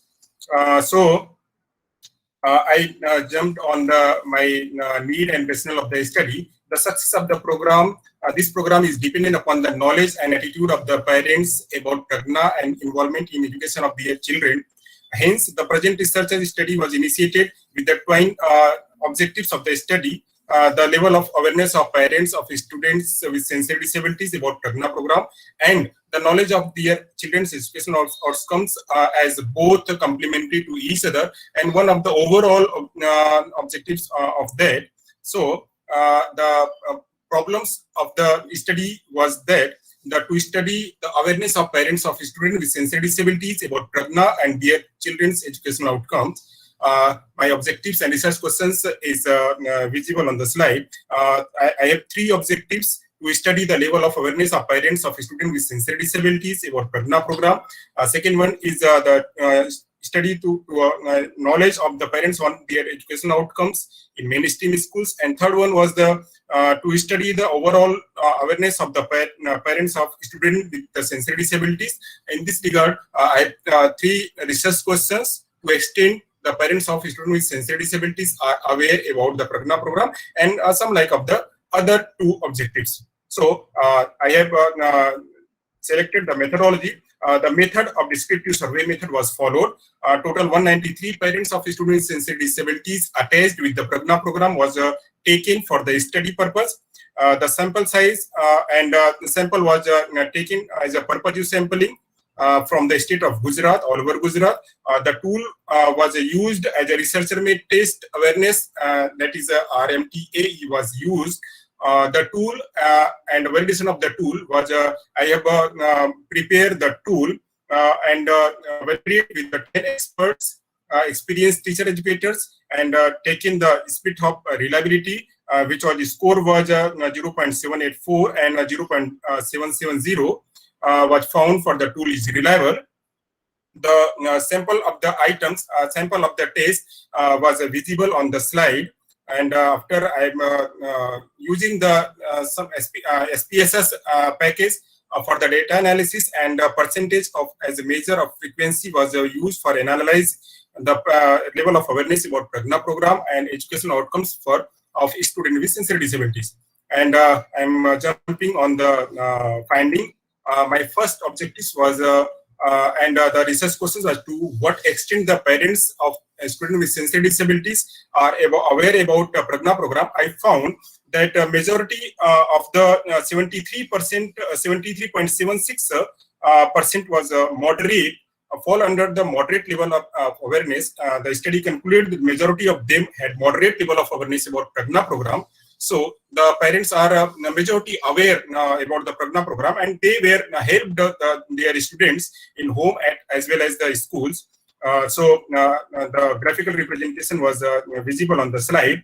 And my second objectives and research questions was to what extent the parents of students with sensory disabilities are aware about Pragna program. The finding was since majority 67.88% was highly high level of the awareness about their educational outcomes of the student with sensory disability, it may be concluded that majority of them had high level of the awareness about the educational outcomes of a student with sensory disability in mainstream schools. So on these results, I would like to suggest that findings suggest that majority of the parents was aware their educational outcomes. The graphical representation are shown on the slides.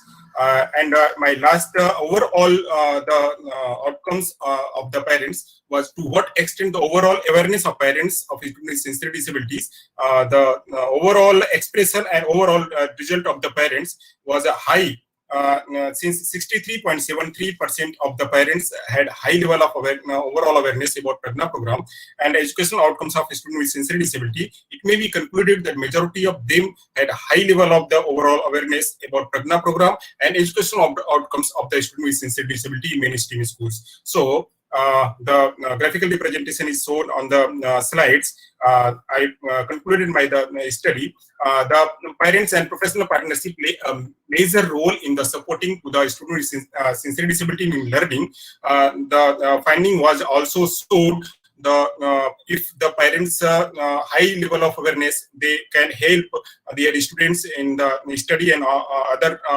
educational outcomes.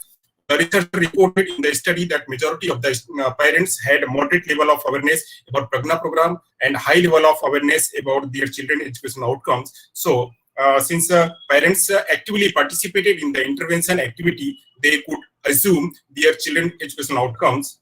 Some of the educational implications are there. They carry a lot of expectations from schools supporting their children's pursue education. In order to school also select educational practices in such a way, and their children's and parents benefits to the schools and other stakeholders can conduct the awareness programs and meetings for the parents, so that parents can be aware for their children's educational outcomes and also program. So here I am concluding my study. Thank you so much. I'm thankful for the Amar sir and Dr. A. Kumar sir and Miss Charmi Ben to giving me the opportunity for the presentation and giving the opportunity for sharing my knowledge and my papers. Thank you so much. Mr. Santosh, it's a good paper, but you have not detailed out the outcomes. Like, you have given the overall data. Yeah. See, outcomes can be measured if you can take the famous model of training outcome, then say reaction, and then impact, behavior, and result, right? So yeah, that is one thing, and you have not even specified the measurement of this Pragna program also in terms of the instructional objective of this particular program, the activity used in this particular program, and the desired outcomes from this particular program, right? And sir, I have only presented on the base of the parents. I have lots of study about the teachers, about the students, about the learning materials. No. And lots even listen me. Even if you are checking awareness among the parents, then also you are supposed to ask the different components of this particular program. Like meetings, like awareness programs, like pamphlets, like video, vagera. I have all that in my tools. I have suggested on the tools. On the basis of the tool, I have collected the data and concluded on that basis of the conclusion. Okay. Thank you. Thank you, sir. Thank you, sir. Now, next is Megha Nayak. Next presenter is Megha Nayak.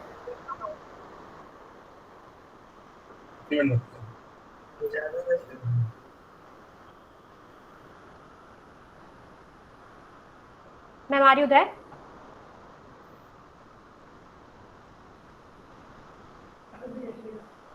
Megha, ma'am? Okay. Then next is, okay, are you there, ma'am?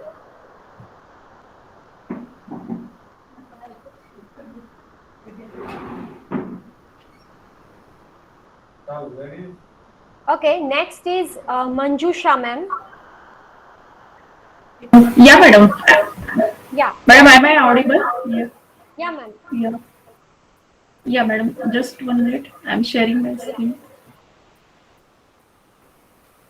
Megha, ma'am, if you are there, we will take your next turn.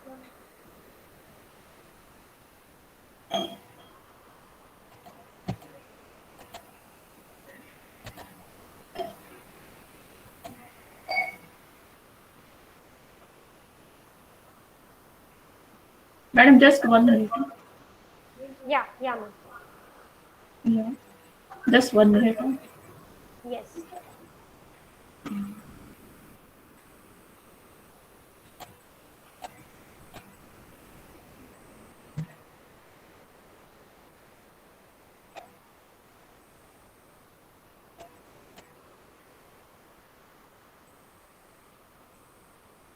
my screen is visible?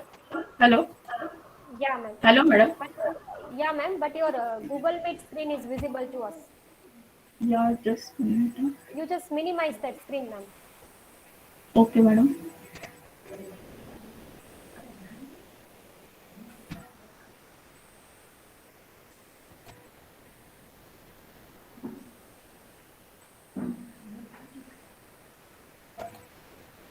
No, it is not allowing me the sharing option actually. Sorry, ma'am. Actually, I have shared, but it is not allowing me to share my actually PPT because I have already opened my PPT actually. So Okay, you just try it once. Otherwise, you can go with your presentation, ma'am. okay, madam. Yeah. Your screen is visible. Just the thing is you minimize because your PPT hide behind this main screen. So you just minimize the screen of the Google Meet. Your PPT is visible behind your main screen. Okay, is it visible, sir? No. Yes, ma'am. You just Yes. minimize that screen.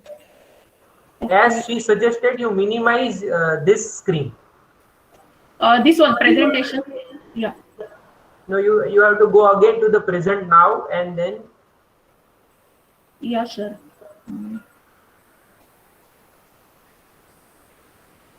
Is it visible, madam? Yeah. Hello.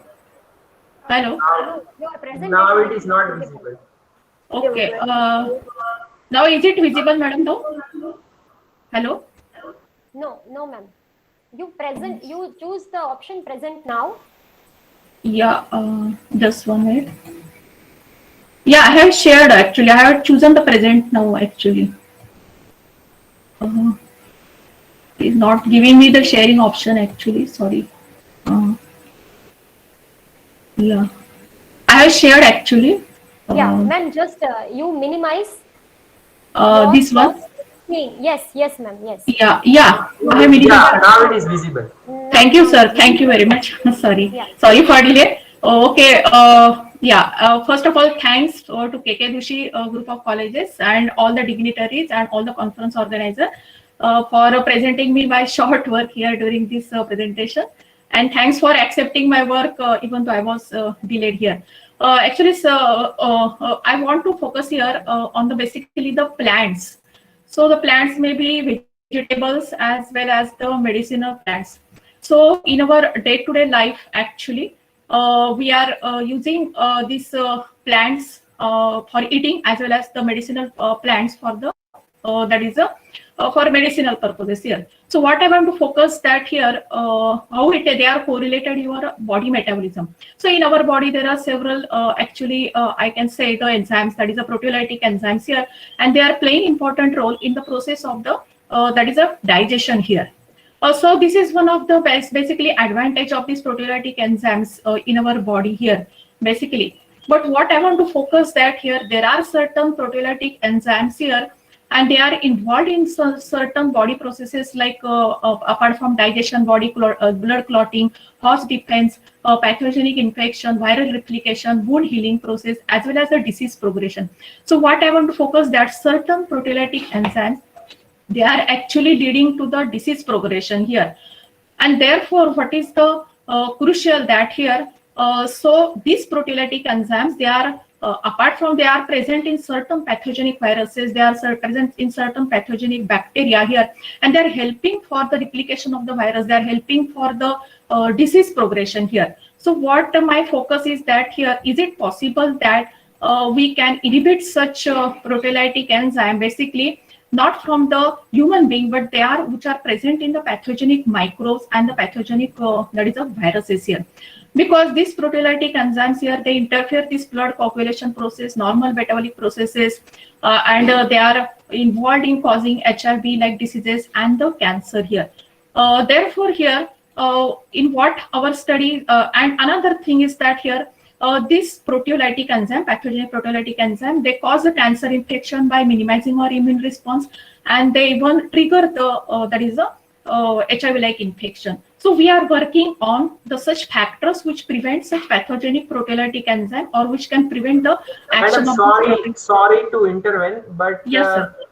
it is too much technical. So you can. No, sir, I will go to the conclusion. Yeah, sir. Yeah. Sure, sir. And therefore, here to focus the role of this proteolytic enzyme in the food preservation as well as in the therapeutic agent. Here, I will directly go to the sir.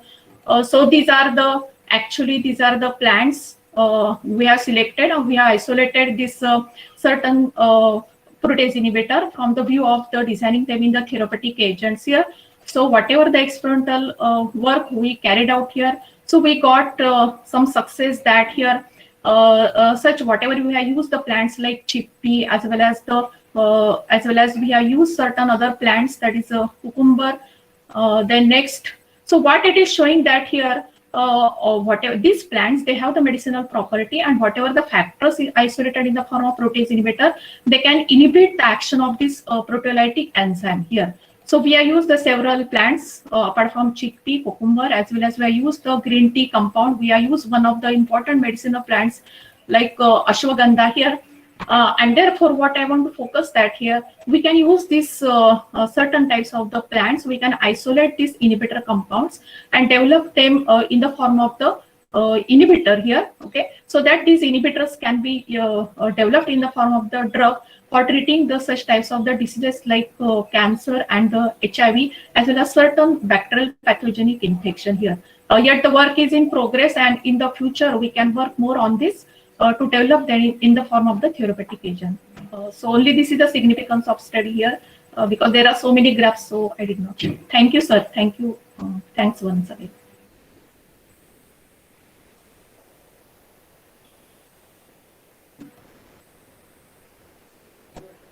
Hello. Okay, thank you, ma'am. Yes. Thank you, every presenter. Thank you. Now, Thanks. Yeah. Now over to Charmi, ma'am. Thank you.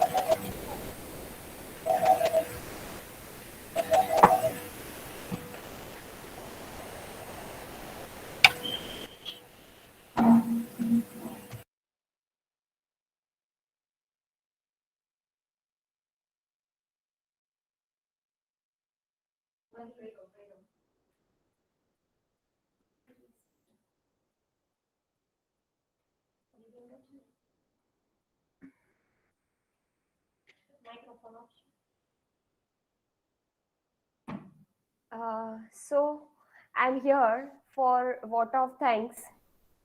Now we are concluding our conference.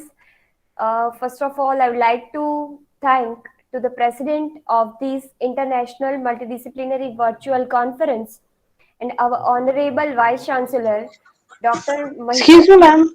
Excuse me. I was supposed to present. My name was not called out. Okay, Raju sir, please. Yeah, please allow her to present. No problem. Okay, yeah. Okay. Please, ma'am, you can start your presentation. Yeah, can I start now? Yes, you can start. Actually, I was waiting for my name and my name didn't come up. Okay, sorry for that, the inconvenience. Okay, I'll share my screen.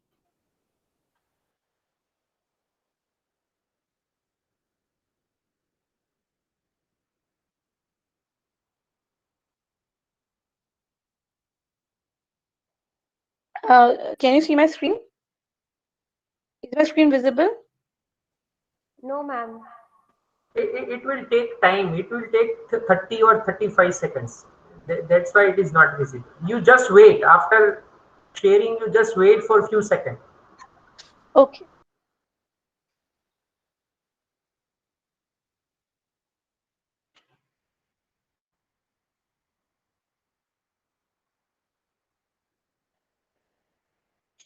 I think there's some technical problem.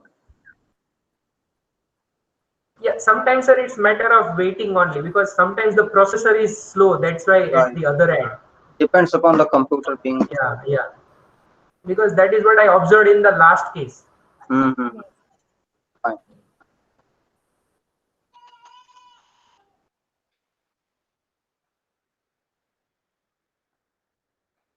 I am not able to present. I don't know. The screen is not sharing actually. No, anyway, Harshita madam, you please start. Whatever the content you have, you can just present it. Okay. So, first of all, my regards to Charmi ma'am and all the research scholars present in this conference. I would like to thank you for giving me this opportunity. This is my first research paper presentation, and my topic for my presentation is Framework of Shareholder Activism, Revisiting the Reviews of Literature. My name is Harshita Kakkar. I am a research scholar with Veer Narmad South Gujarat University. So first I'll give a short introduction on shareholder activism. Shareholder activism is a way that shareholders can influence a corporation's behavior by exercising their rights as partial owners. Activism basically represents a range of activities by one or more of a publicly traded corporations shareholders that are intended to result in some change in the corporation. In India, normally we have seen that shareholder activism is lower in people, but I have conducted this research to actually check that in South Gujarat, what is the shareholder activism. So for that, I have done some literature review. So I'll directly come to the literature reviews because everything cannot be presented. So shareholder activism, exploring the terrain, was a review of a writer R. in 2006. They found relatively heavy focus on a certain part of shareholder activism, such as corporate governance issues, financial motives, and easily observable voice methods. And another increasing important but less explored area, such as the role of meditating groups in shareholder activism and the activities of collecting, analyzing, and representing the company's data. Another review which I had done was for Musa in 2012. They have studied on the influence of institutional shareholder activism as a corporate governance monitoring mechanism in Malaysia. Researcher has concluded that non-financial aspects in order to promote better governance that can prevent corporate failure and promote corporate sustainability in future. This shareholder involvement affects the management of companies in different ways. Another was by Evercore in 2016, mentioned in their study that within companies that have been subjected to an activist campaign engagement with the past 5 years, the survey found that the four most common outcomes included the removal and replacement of directors, that is 34%, a change in governance policies by 33%, and a change in either capital allocation over management or in CEO or executive management, both at around 30%. Lim in 2017 also wrote that predicted that soft activism, where activists communicate with target management or other fellow shareholders, increase firm value because it is relatively inexpensive. That hard activism, where activists publicly criticize target management, acquire more shares, initiate litigation, so on. The results showed that investors react more positively to soft activism than to hard activism.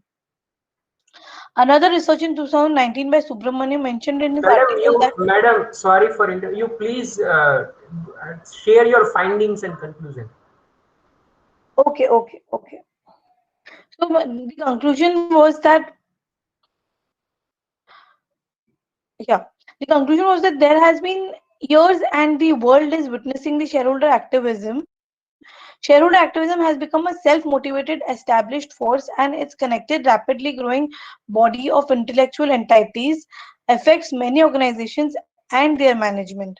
Previous research has made substantial contributions towards understanding the complex nature of shareholder activism, but the paper helps us to gain understanding on framework of shareholder activism in macro environment, featuring reasons of shareholder activism, probable actions taken by the shareholders towards improvement of the situation, and corresponding practice adopted by management to answer the issues raised by the shareholders. And at the last, it also focuses on result of this activism. In short, this framework gives comprehensive framework of entire shareholder activism phenomenon in general. So that is about my findings. Okay, thank you. And over to Charmi madam. Thank you so much, Dr. Raju sir, uh, for handling this session.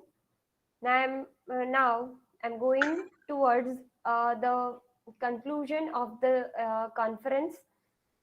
First of all, thank you so much to the President of International Multidisciplinary Virtual Conference, our Honorable Vice Chancellor, Dr. Mahipatji Chawda sir, for the all-time support and leadership.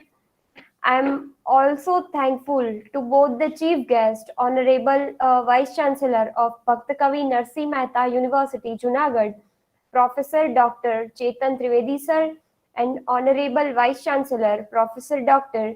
Ami Upadhyay ma'am, for your blessings. Then and then only it could be possible to arrange this kind of successful conference. Thank you so much to our keynote speakers, Professor Dr. A.K. Sharan sir, Professor Dr. Jagdish Joshi sir, Dr. Rohit Trivedi sir, Professor Dr. H.C. Trivedi sir, Dr. Saurabh Kumar sir, and Dr. Raju Rathod sir, for your inspirational speech, which will definitely lead to us with a bright knowledge. Special thanks to both the chairperson of the technical session, Dr. Jay Badiani sir and Dr. Raju Rathod sir, for handling this session and guiding the presenters on the right path. I would like to special thank to the head and dean of the Department of Business Administration of Maharaja Krishnakumarsinhji Bhavnagar University, Professor Dr. A. Kumar sir. You have guided me a lot and have directed me to do the best. Sir, you told me all the time that I'm with you, and whenever you stuck, call me, and I am there. It really it means a lot to me, and this could be possible only with your cooperation and your leadership. I'm thankful to all the professor of Department of Business Administration, Professor Vedant Pandya sir, Dr. Rajesh Bhatt sir, Dr. Jay Badiani sir, for the great collaboration with us. Thank you so much to all the core committee members, advisory committee members, for this cooperation and your support. And as well as I would like to thank the chairman of K.R.Doshi Group of Colleges, Mr. Amar Acharya sir, and the managing trustee, Ketan Pandya sir, for, and at last, I would like to thank our enthusiastic staff of K.R.Doshi Group of Colleges. I'm glad to announce that we received more than 600 registration through Google form and more than 100 research articles for the publication. And there are about 1600 viewers on YouTube Live. And I'm also thankful at last to Mr. Ronak Sanghvi for handling the live streaming on YouTube and Facebook for both the days. Because of shortage of time, we could not give an opportunity to present research article or research paper to everyone. We are obliged to each and everyone who have put trust on us and give such opportunity to organize such kind of international multidisciplinary conference. We promise you to do the better work in the future. Thank you so much to all the participants. Thank you so much.